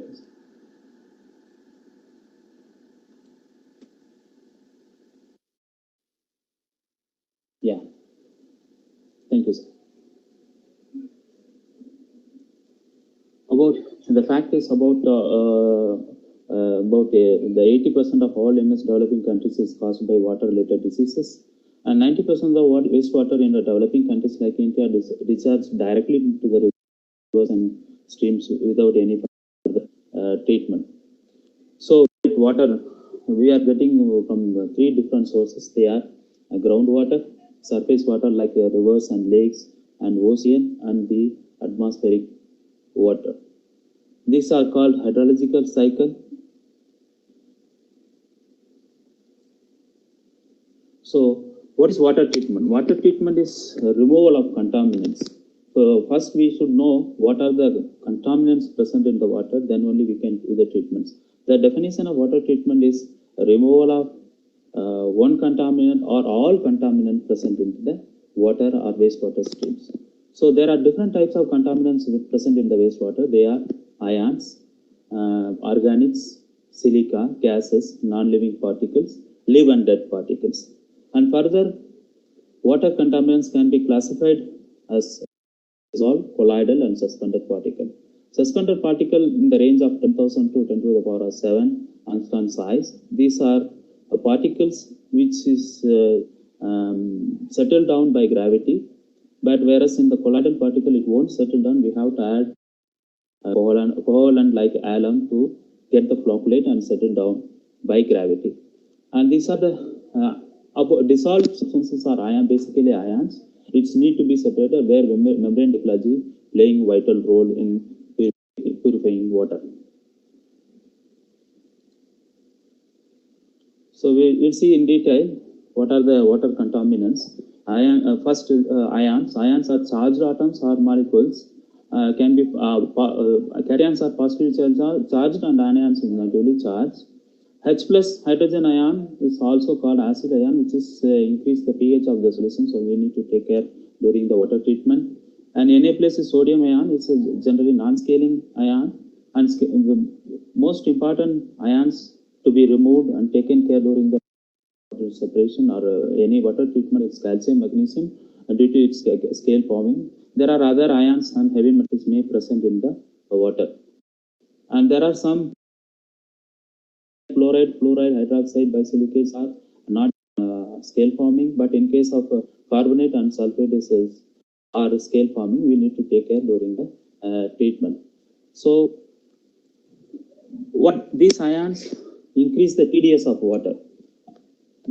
So water classified as with the TDS, if less than, it's called fresh water, mostly rivers and lake water, and brackish water about 500 to 10, and 10,000 to 25,000 TDS called highly brackish water, and 25 to 40,000 is called sea water. Some of the cases like Gulf countries region during the summer times, it may go up to 60,000 TDS in seawater. So these are the treatments, water treatment plant, small plant, and this is the seawater desalination plant schematic representation. So next type of water contaminants are organics. Organics, we have million number of organic compounds. Generally define organic compounds are carbon containing compounds.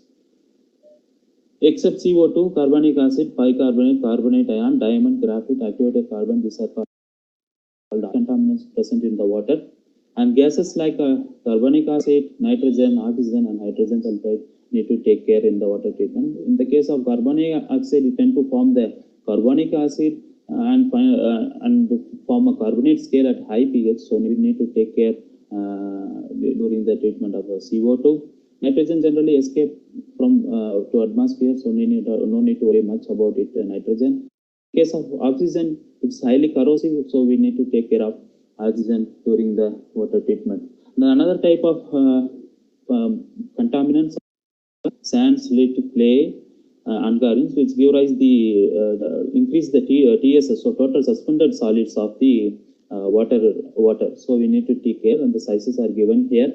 And the next one is silicates. Silicates are generally crystal scaling ions, so we need to take care. And there are other living contaminants are species like plants, animals, microorganisms, fungi, algae, viruses. These are the living organisms present in the water. So water treatment is, so we'll see in detail about the microorganism. So there are main 4 type of pathogens which may cause the disease to the humans. There are 4 types of pathogens: bacteria, virus, protozoa, and helminths. And there are classified into the size. Viruses are 0.02 to 0.2 micron, bacteria is 0.2 to 5 micron, protozoa 4 to 20 micron, and helminths 4 to 100 microns. If you take sand filter or multimedia filter, the pore size is around 1 micron, which can filter only above 1 micron size of the protozoa and helminth and bacteria. It cannot remove the virus, so we need to involve here membrane technology to separate the viruses. And that there are different types of viruses. Due to short of time, I am just skipping. There are maybe hepatitis, dengue, polio viruses, and cholera. E. coli is the major, mostly present in the water. We need to take care. Salmonella, typhoid, and trachoma. And these are the viruses. And protozoa, these 2 protozoa is very important to need to remove 100%, because most dangerous to the human being like Giardia, Cryptosporidium. These 2 can live in the after the chlorine infection, so disinfectant. So need to take care during the water treatment. And the helminths are round one, hookworm and Geneva worms, and this need to be taken care during the water treatment. And according to the World Health Organization, Highlands E. coli 0 to 10 is reasonably good quality, and wherein the case of 11 to 100 and more than 1000 is very dangerous to human beings. And these biological materials can cause the fouling on any like tubes on the surface of membrane. So we need to remove before entering into the water strips and the particular separation strips. So what is, now we saw all the different types of water contaminants may present in the water. So what is water treatment? Water treatment is a removal of one contaminant on all other contaminant from the water is called water treatment. This flow diagram shows the water treatment procedures. First, raw water comes in, we need to store it in water, then mixing, where we have to remove the suspended solid by coagulant and flocculate. Further, it need to be sedimented and then finally goes to filter, where we can use conventional multimedia filters or cartridge filters are used to do filtration, or we can use the membrane technology. Different type of membrane technology can be used for the purification of water. After disinfectant, chlorine, and then it will goes to the distribution. So now from a few slides, we will see what are the standards required for different industries, water standards. They are, according to India's standard, this is the drinking water standard. Color is around 5 and turbidity 10 nanometric unit and pH 6.5 to 8 and total hardness 300 is 300 maximum level 300 and maximum level up to 600. There are other ions, calcium, magnesium, iron, manganese levels are given here. And then next is water for injection. This is a pharmaceutical application. Various country standards are given: European standard, American standard, and Japanese standard.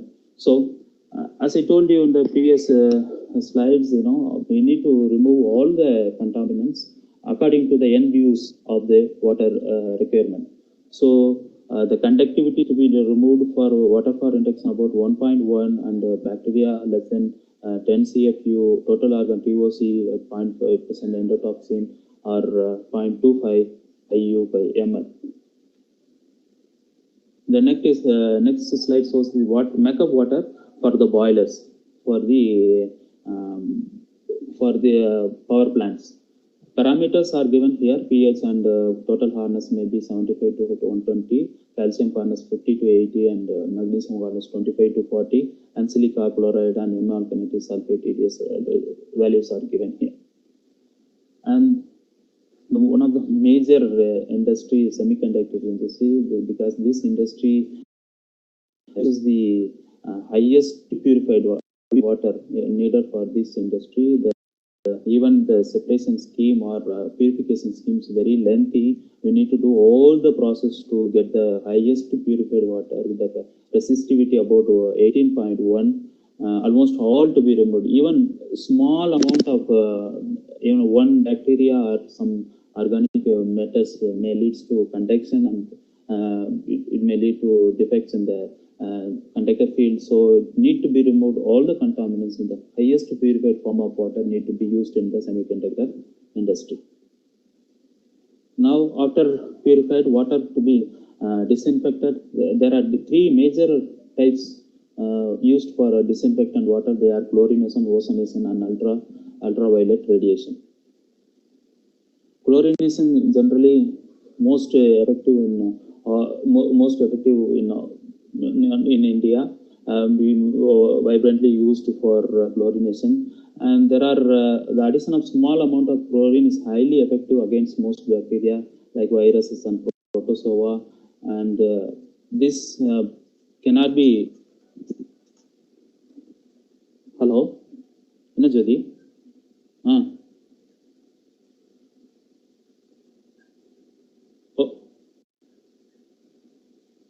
Okay.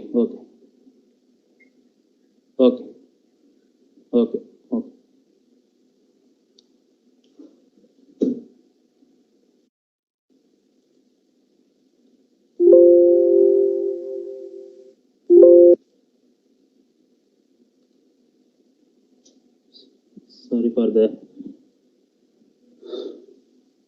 So the chlorine is the most cost-effective disinfecting the water.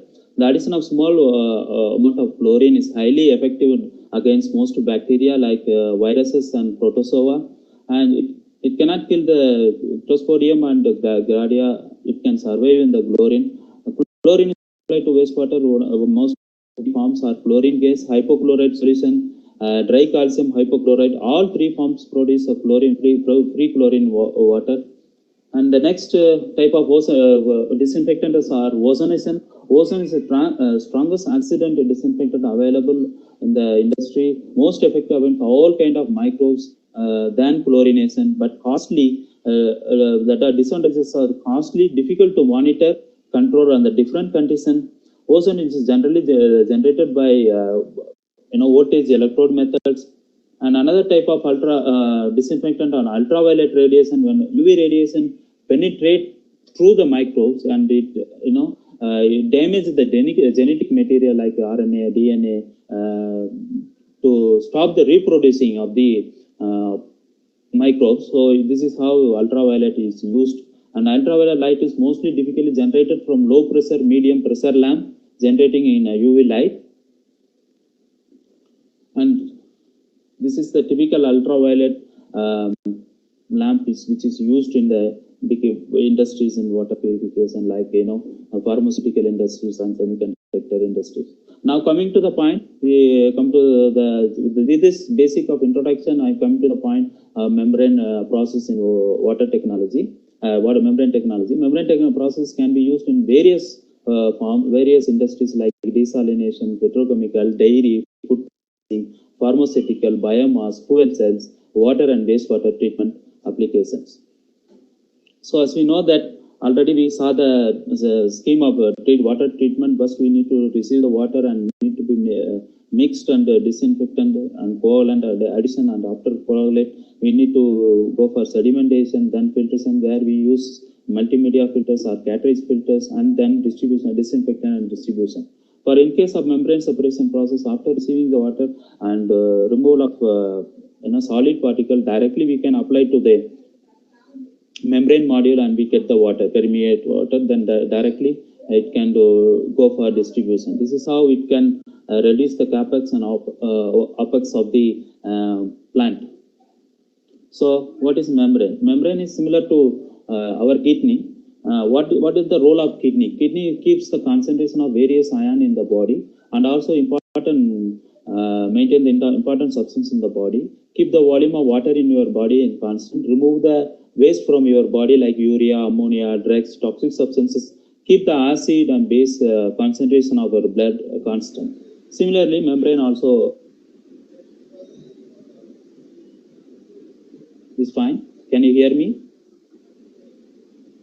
Yeah.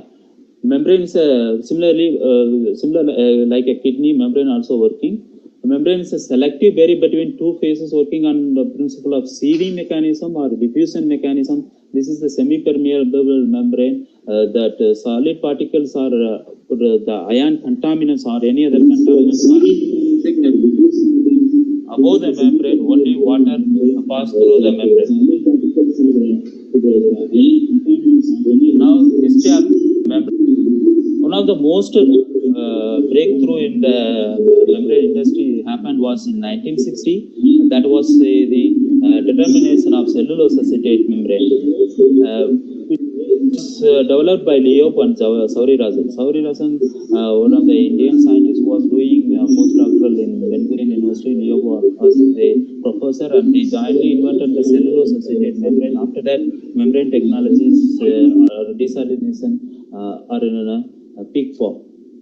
So this is the general scheme of membrane, where this is the membrane and where the pump, we have to feed the water through high pressure, and the water penetrates through the membrane and it is called permeate. Water rejected through the membrane, above the membrane, are called concentrate.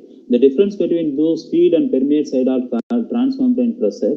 The permeate, water permeate flowing through the membrane per unit time is called flux or permeability of the water. Membrane can be classified based on biology. I am going to discuss only synthetic polymeric membrane today. And membrane also can be symmetric and asymmetric. Symmetric means that the porous is narrow pore size ranging from 10 to 200 micron. An asymmetric membrane generally called thumbnail structure. So the pores are selective layer followed by, this is how look like that. This is the selective layer followed by nodular layer, and then followed by asymmetric layer. This kind of thumbnail asymmetric membrane. This part is the selective layer which can remove the contaminants, whereas this support layer can support the membrane as well as the easy penetration of water molecule after passing through the membrane.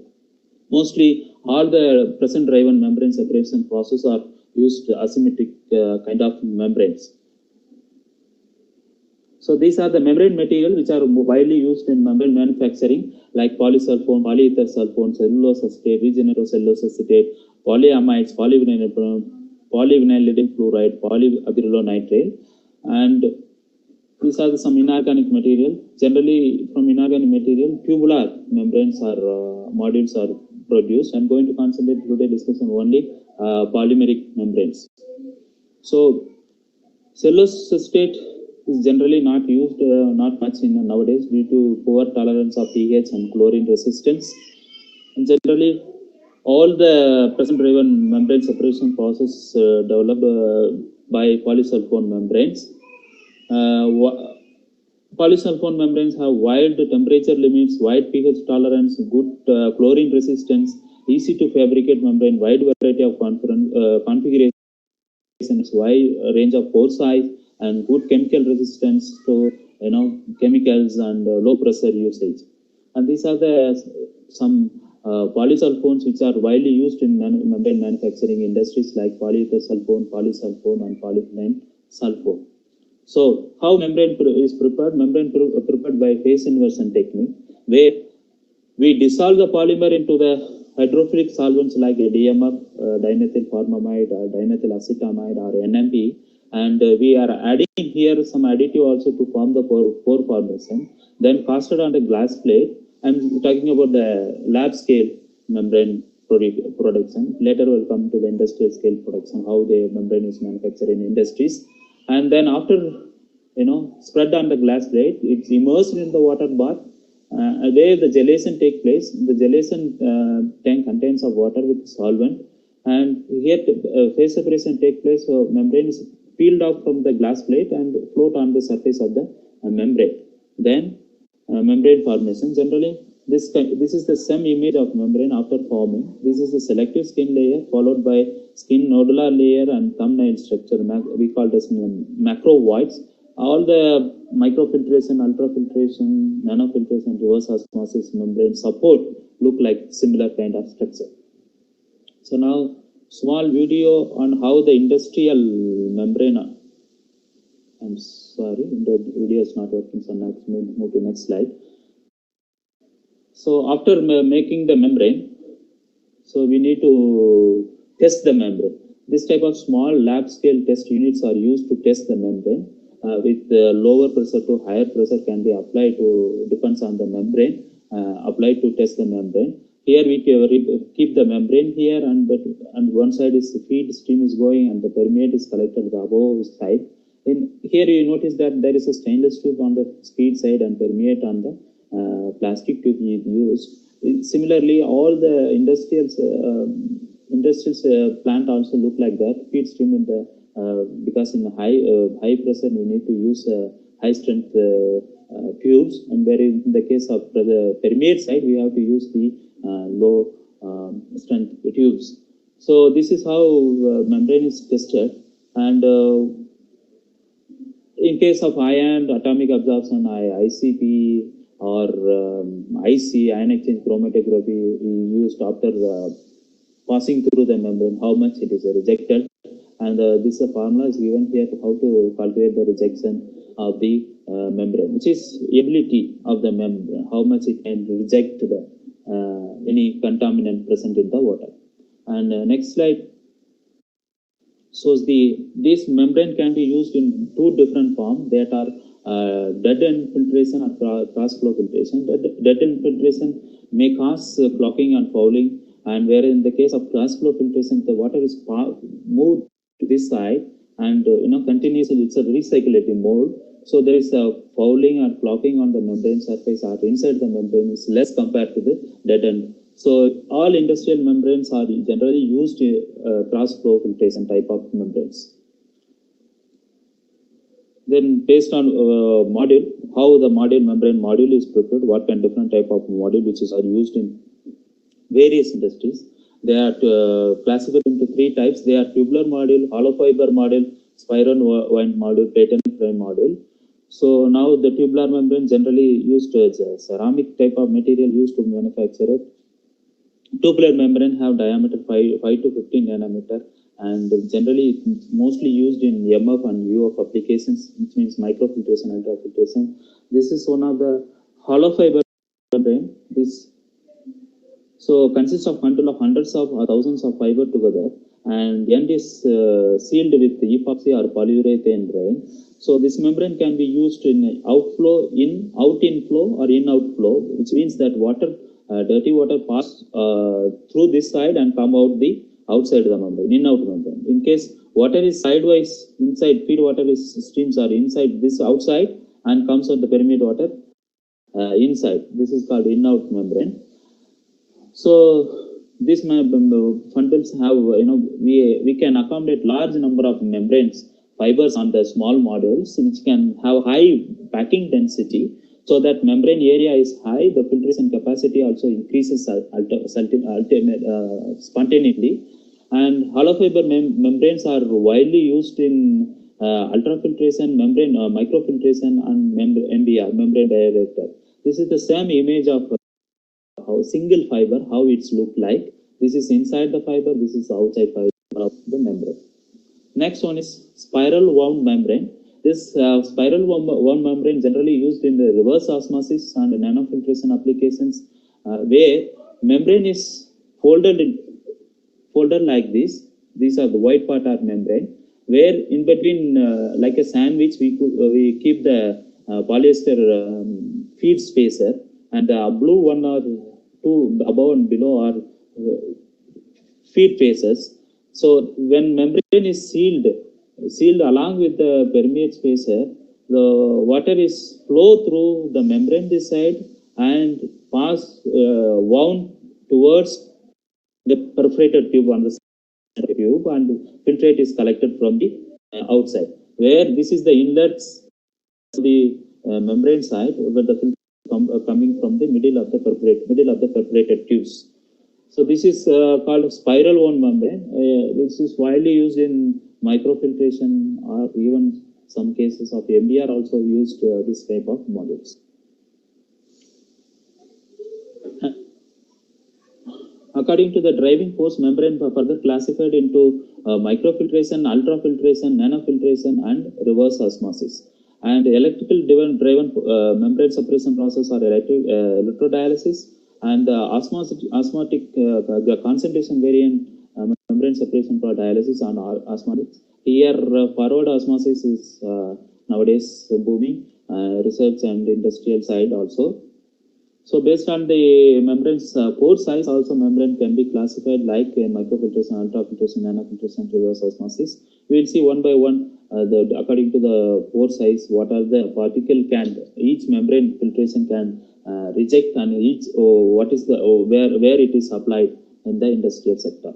First one is membrane microfiltration, where everything passes, except solid big particles like kaolin, silica, yeast, bacteria, so this and big molecular weight, which is above 0.1 micron pore size materials are contaminants are rejected, and rest of the things are passed. This microfiltration generally used in pre-treatment applications. The next one is this is the typical microfiltration system which is used in USA, some of the dairy industry. The next one is ultrafiltration. Ultrafiltration it retains the macromolecules and solid particles. It passes salt and water pass through the membrane. The pore size, normal pore size is 0.01, and the molecular weight cutoff is around 20,000. What is the weight cutoff? For example, if you take a protein and if you filter through the membrane, if it is reject more than 90%, the particular weight, that is called molecular cutoff of the membrane. We cannot directly decide or determine the pore size. There are parameters to decide determine the pore size of the membrane. Even then, this is the indirect way of measure ability of the membrane, that is called molecular weight cutoff. And so, whether it is ultrafiltration or microfiltration, membrane should be high permeability, because we need a product with high permeability and sharp molecular weight cutoff, and good mechanical and chemical thermal stability, excellent manufacturing and reproducibility, ease of manufacturing. Because why we need the mechanical and thermal stability? Because we are applying in high pressure to give the more permeate of water.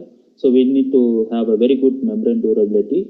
In case of thermal stability, we may use in the industrial sector various thermal feed streams or to be treated. So we need to have a membrane should have a very good thermal stability. This slide shows some of the membrane ultrafiltration manufacturer, Norit Pentair, and they use the PE's material inside out configuration they are making. And now PVDF they are using outside in membrane, and Paul Corporation, that is PVDF membrane, outside in membrane. These are the membranes are used in the pre-treatment of seawater desalinations. So these are the main three companies membranes are used in seawater, mainly in Gulf region. So the membrane can be ultrafiltration or microfiltration can be further classified into two types: vacuum driven or pressure driven.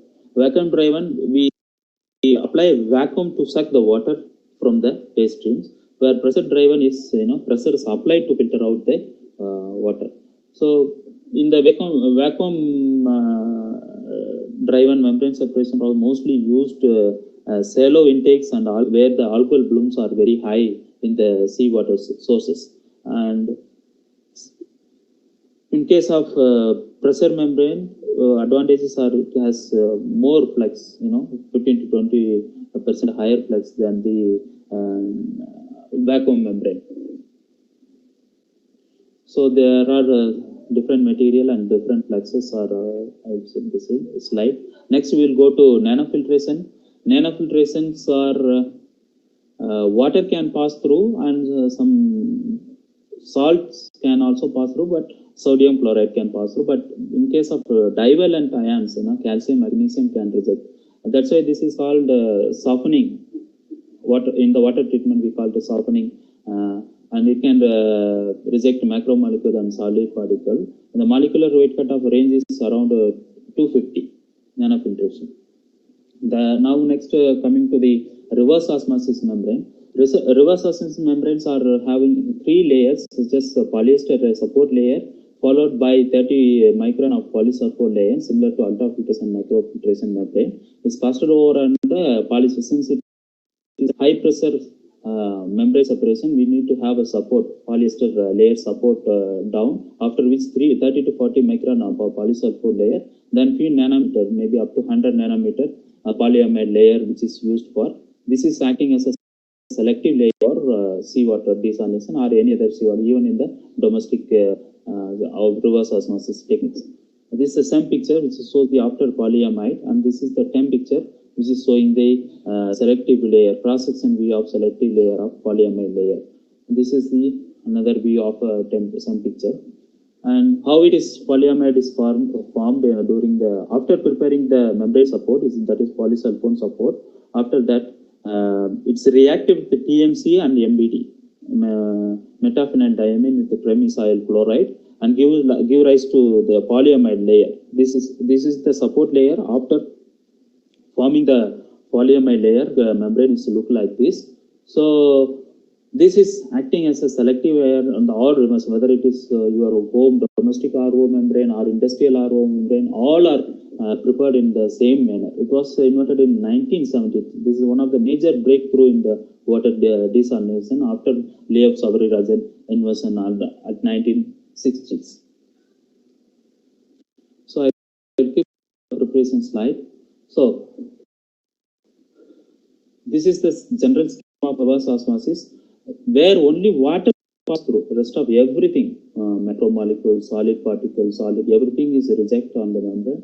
That is called reverse osmosis membrane.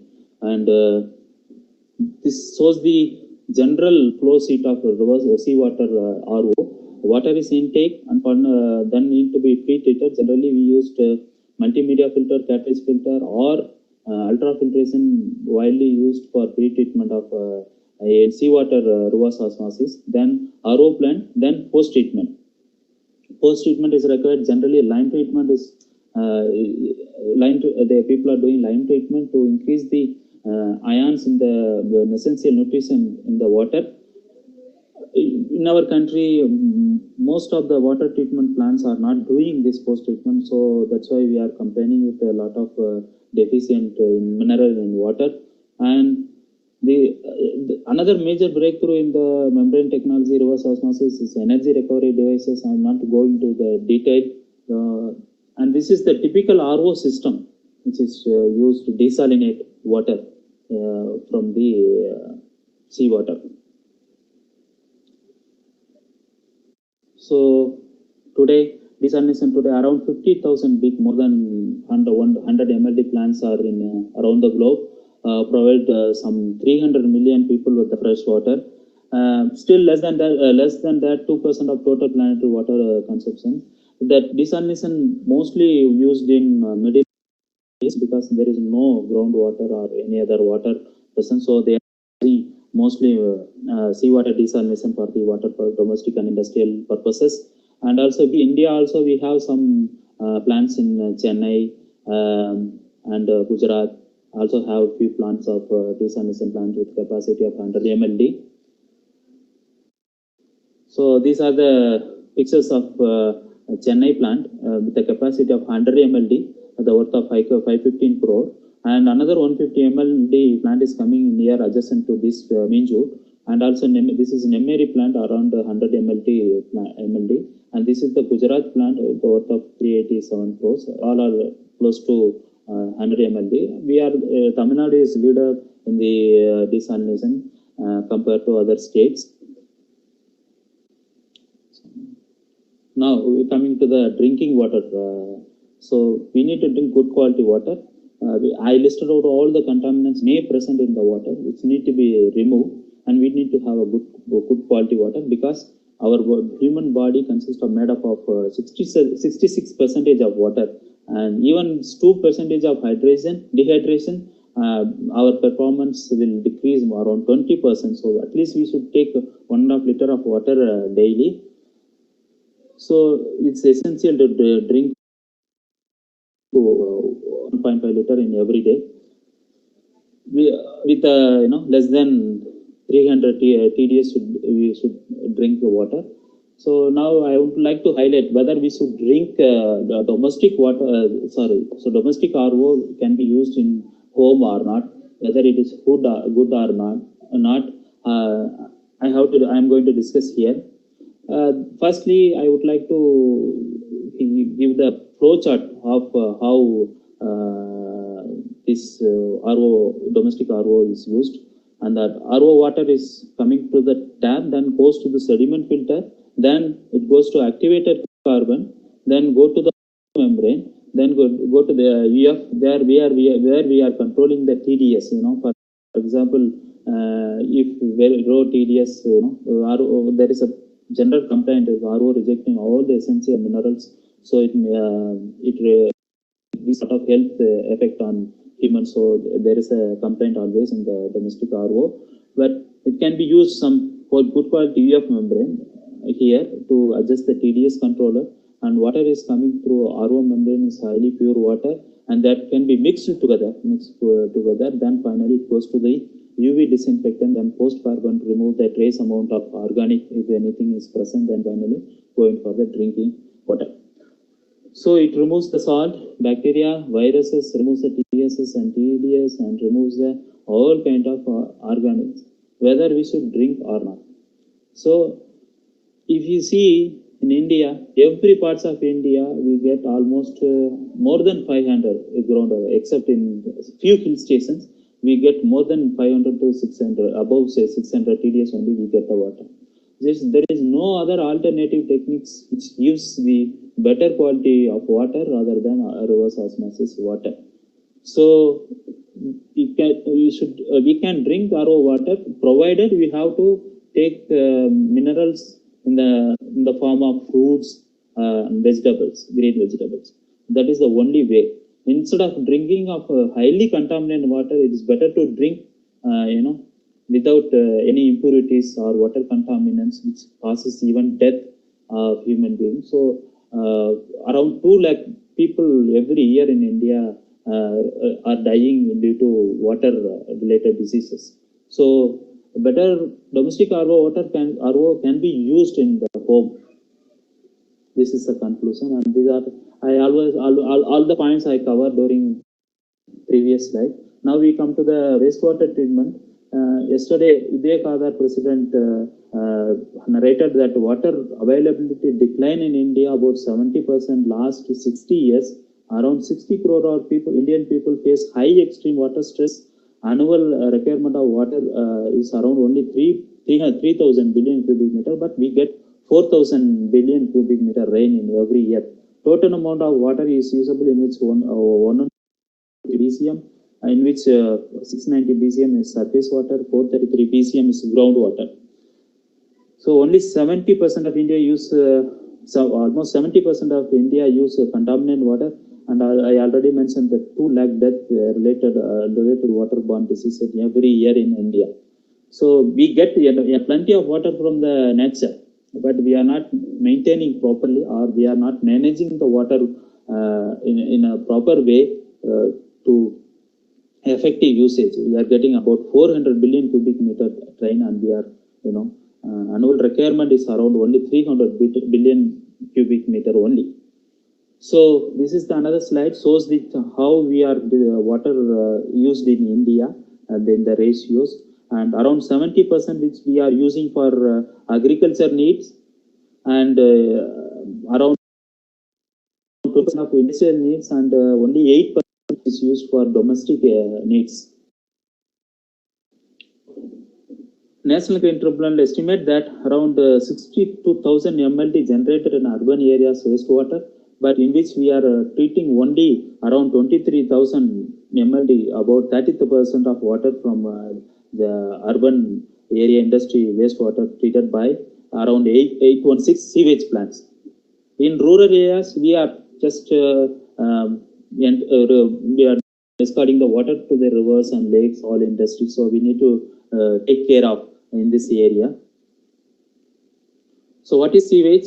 Sewage is generated by domestic, by human, and what is effluent is generated from wastewater generated from industry. And what is the sludge? After treatment, the sediment particle, sludge particle, the particle called sludge.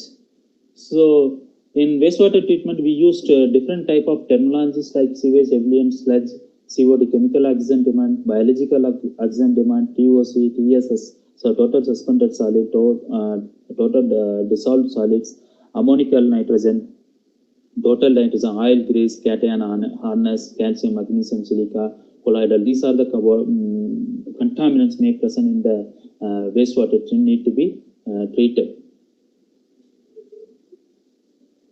So there are several type of treatment processes used in practice. Now they are activated sludge process, moving bed bioreactor, aerated bioreactor, sequential batch bioreactor, membrane bioreactor, anaerobic sludge banker, and trickling filter. I am going to discuss only about today activated sludge process, MBBR and SBR and MBR, and comparing, because these 3 techniques widely used in India in wastewater treatment.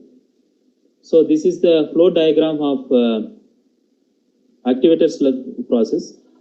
Water is pumping to the pumping station, then reach to inlet chamber, and fine screening we are done with the bar screen, where muds or big particle bottles, plastics are removed. Then it goes to the grid removal, then go to the tank to activated sludge process, where the microbes are grown and it digests all the organic presence. It need to be continuously aerated by blower, where all the sludge is settled down, and then it transferred to the second clarifier, where the sludges are removed from the bottom and dried.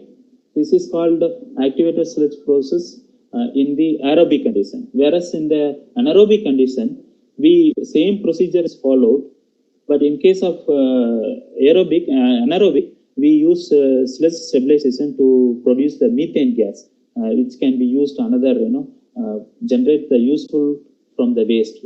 That sludge after generating the waste, this waste can be a good fertilizer, which contains a lot of phosphates, fertilizer, phosphate and nitrogen present in the sludge. It can be used as a fertilizer for the irrigation purposes. This is the general, this is the real plant picture of activated sludge process. Then move on to MBBR. cleaning were done in all the process, this is the primary treatment, and followed by here we used media. This is nothing but is plastic media which can grow bacteria on the surface with the high surface area, where bacteria eats organics and it may create the sludge over here. Then used to clarifier, and then the same procedures are followed, the sludge drying, and they can be converted to fertilizer, and the water can be treated, water can be discharged directly to the rivers or lakes, or it can be recycled for further industrial or domestic uses or agriculture. The typical plant, this kind of plastic media used to grow the bacteria. This is called attached growth of bacterial processes.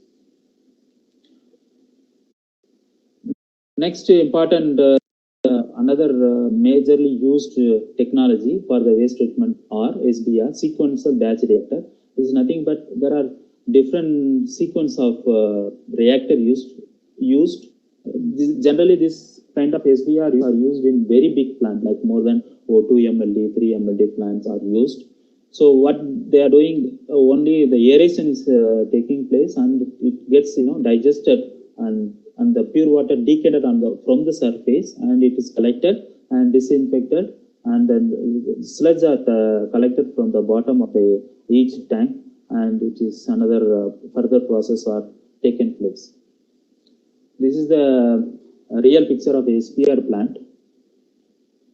And now coming to the point, MBR.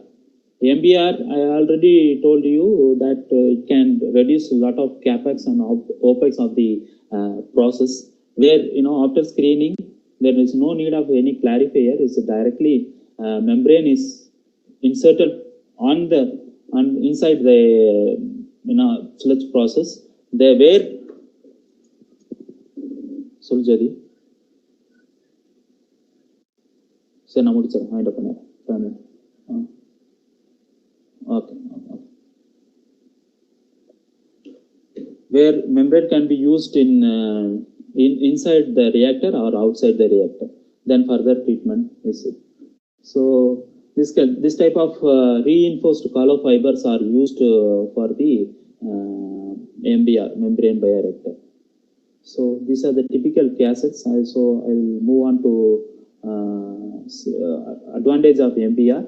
High MSS liquid, mixed liquid suspended solids, 12,000 to 15,000 are used, can be used in MBR, and there is no need of secondary clarification. The quality of effluent water we are getting is very good, and the perfect physical disinfectant, because membrane pore size MBR is around 0.3 micron. 3 micron pore size, so we can remove all the bacteria and viruses. So directly we can go for irrigation purpose or other recycling purposes. So important, this is the MBR, this is the comparison of all other process, where in which good quality water is coming from MBR compared to other separation process. But it's little bit costly. There is no free lunch, we have to pay for quality. So next one is for us, the recent trend is membrane technology, where we use the similar membrane, but the thickness of the membrane is less compared to RO, where feed water is saline water this side, and where we keep the high concentrated raw solution, generally sodium chloride or easily separatable high concentrated solution, where the concentration gradient arises between the two sides, and the water is osmosis generated, so water is passed through the membrane, and it goes through the high concentration side. There is no pressure is applied, so it's free of cost. So a lot of research is going on to develop the membrane. So the advantage of forward osmosis is you can treat more than 70,000 ppm. Energy is less because there is no energy there. Simply we are flowing the water through the both sides, feed stream and the raw solution side.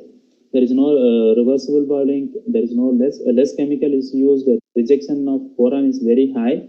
There are some drawbacks are there. Internal concentration means the membrane can clog inside, fouling, may occur, and reverse salt flux, which means that salt can draw solution salt can go other side. This is a reverse salt flux. So these are the things need to be addressed in the near future, and hope this forward osmosis will be useful coming up as alternative technology for reverse osmosis. There are some membranes which we are developed in our lab, and another important upcoming membrane field is membrane distillation, where ultra pure water like semiconductor industry and other water for injection.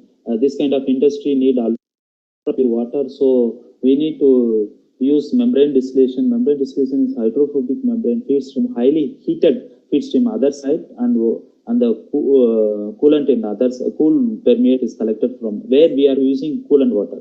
So water, due to the thermal gradient, water move one side to another side, we content the water and we get the permeate water other side. So another one important aspect of the research is aquaporine membranes. Aquaporine is kind of protein which is acting as a channels for water is passed through. This kind of aquaporine proteins are embedded with the polymeric matrices to get the to increase the flux, and also it increase the impart the hydrophilicity of the membrane, so increase the permeability of the membrane. There is the name of aquaporine company also is there. They are developing all kind of application, reverse osmosis, domestic application, aquaporine based membrane. This is another breakthrough in the membrane technology. Another one is carbon nanotubes and graphene are widely used to generate the nanocomposite membrane, and they are in pilot scale level. And these are my lab facilities. These are our few publications related to our work, and I would like to conclude this seminar with a small concluding note. In India, Indian membrane market stood roughly around 210 million. Projected growth CAGR is 16.1 in value terms. So the membrane market is huge in India, but there is no membrane manufacturer. Few membrane manufacturers are making, but they are not good quality membrane compared to other. We generally depend on Spain, Germany, mostly on China membrane, whether it is domestic or industrial. So there are few companies are making. They are saying due to lack of manufacturing facility, membrane production, lack of technical expertise, India membrane market majorly is import driven from Germany and China. So we need to think about it. We are capable of making our own membrane for our own water treatment applications. With this question, I would like to conclude this my talk. Thank you very much for the organizer, and thank you very much for everyone who present in today's webinar. And also I would like to thank Dr. Jodi for inviting me to present on water treatment today presentation. Thank you everyone. Thank you, Dr. Lawrence. Thank you, sir. Now you have 3 questions. Yeah, tell me, sir. First one is how to remove arsenic from drinking water. Arsenics also like anion, cation, as I mentioned in the previous slides. First water contaminant, it can be used reverse osmosis. We can remove. There are plenty of nanocomposite membranes are used for the removal, and some absorbent technology also used in for separation of arsenic. Okay, sir. Thank you. Now, can you give a few examples for helminths?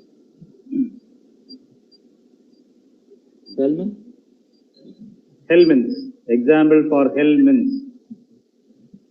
These are genuine worm vacuum. I'm not a biotechnologist. I'm not much about much about helminths. In generally, these are high, so the bigger size material, which is generally increase the fouling on the membrane surface. Okay. On that particular biological part of ailments. Okay, sir. Now the last question. Can UV radiation kill coronavirus by affecting RNA or DNA? It can kill the coronavirus, and there are lot of investigation is going on whether the coronavirus can can survive in the wastewater streams through the septic tank, other severe domestic usage. So there are research is going on. Few places they identified that there are coronavirus are surviving in the wastewater. Definitely UV can kill the coronavirus. It can kill the genetic materials, is RNA and DNA. They can kill there are many companies have started already making business UV disinfectant for the home and office. So generally it can kill. Okay, thank you, sir. Now by this we end up the questionnaire session, sir. Now on behalf of Department of Chemistry, thank you for your presence and for your valuable presentation. Now I invite Dr. A. Simi, Assistant Professor of St. Joseph's College Chemistry Department, to present the vote of thanks for today's session.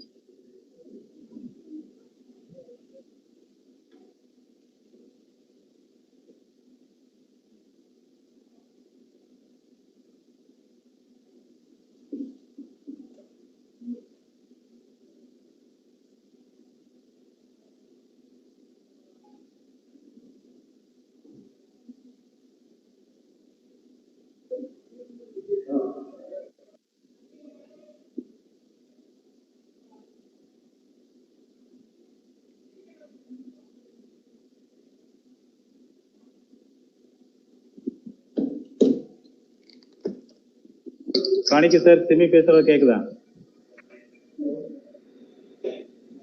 கேக்கலையா?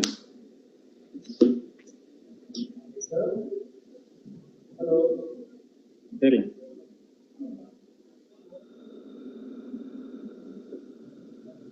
Simi sound வரல.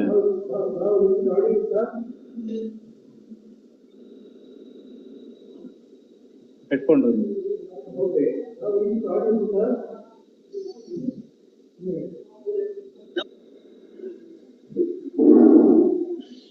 Sir, please wait, sir.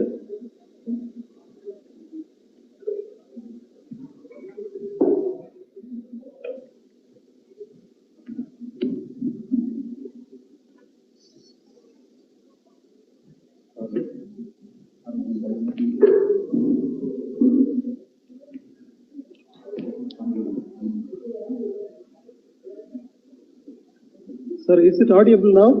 Yeah, it's audible. Okay, thank you. So thank you, Rosemary sir, for giving the opportunity to say a vote of thanks. Now, the most excellent and beautiful things in the world cannot be seen or even untouched.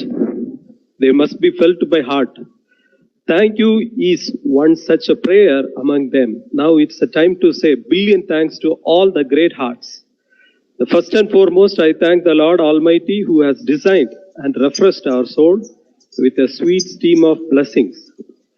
His unfailing love keep us a march forward towards a better tomorrow. I would like to thank our dearly loved principal, Reverend Dr. Arokya Sami Xavier, Principal, for his words of insight that radiate source of energy within us, and being always a spiritual animator in all endeavors. It's your vision and leadership that has brought the college in India received A++ with 3.59 by NAC. Bravely, we say that it is possible on this campus because of you, Father. Hats off you. Thank you, Father. Department of Chemistry has been conducted, organized, unlimited number of events. Our chemistry department is the pinnacle of 115 years of excellence in the academic arena. During pandemic, its score, another record is that to organize a wonderful international live webinar. I think we are doing a wonderful with respect to giving a platform of webinar in order to democratizing the knowledge across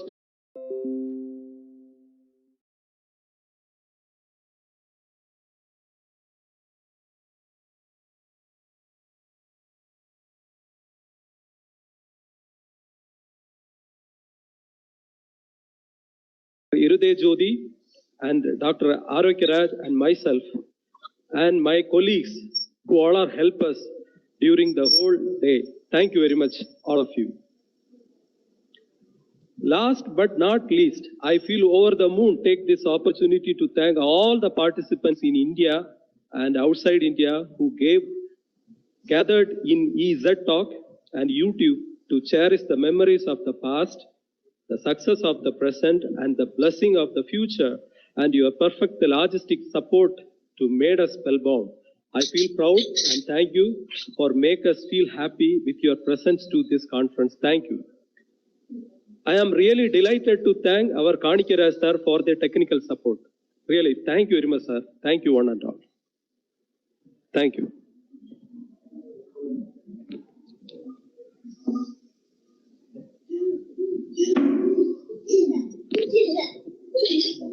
Thank you, dear professors and participants.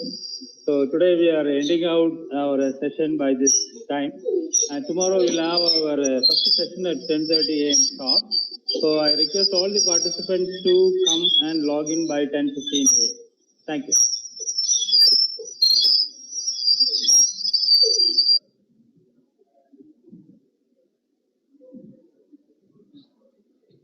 Kanickai sir, முடிச்சிடலாம்ல?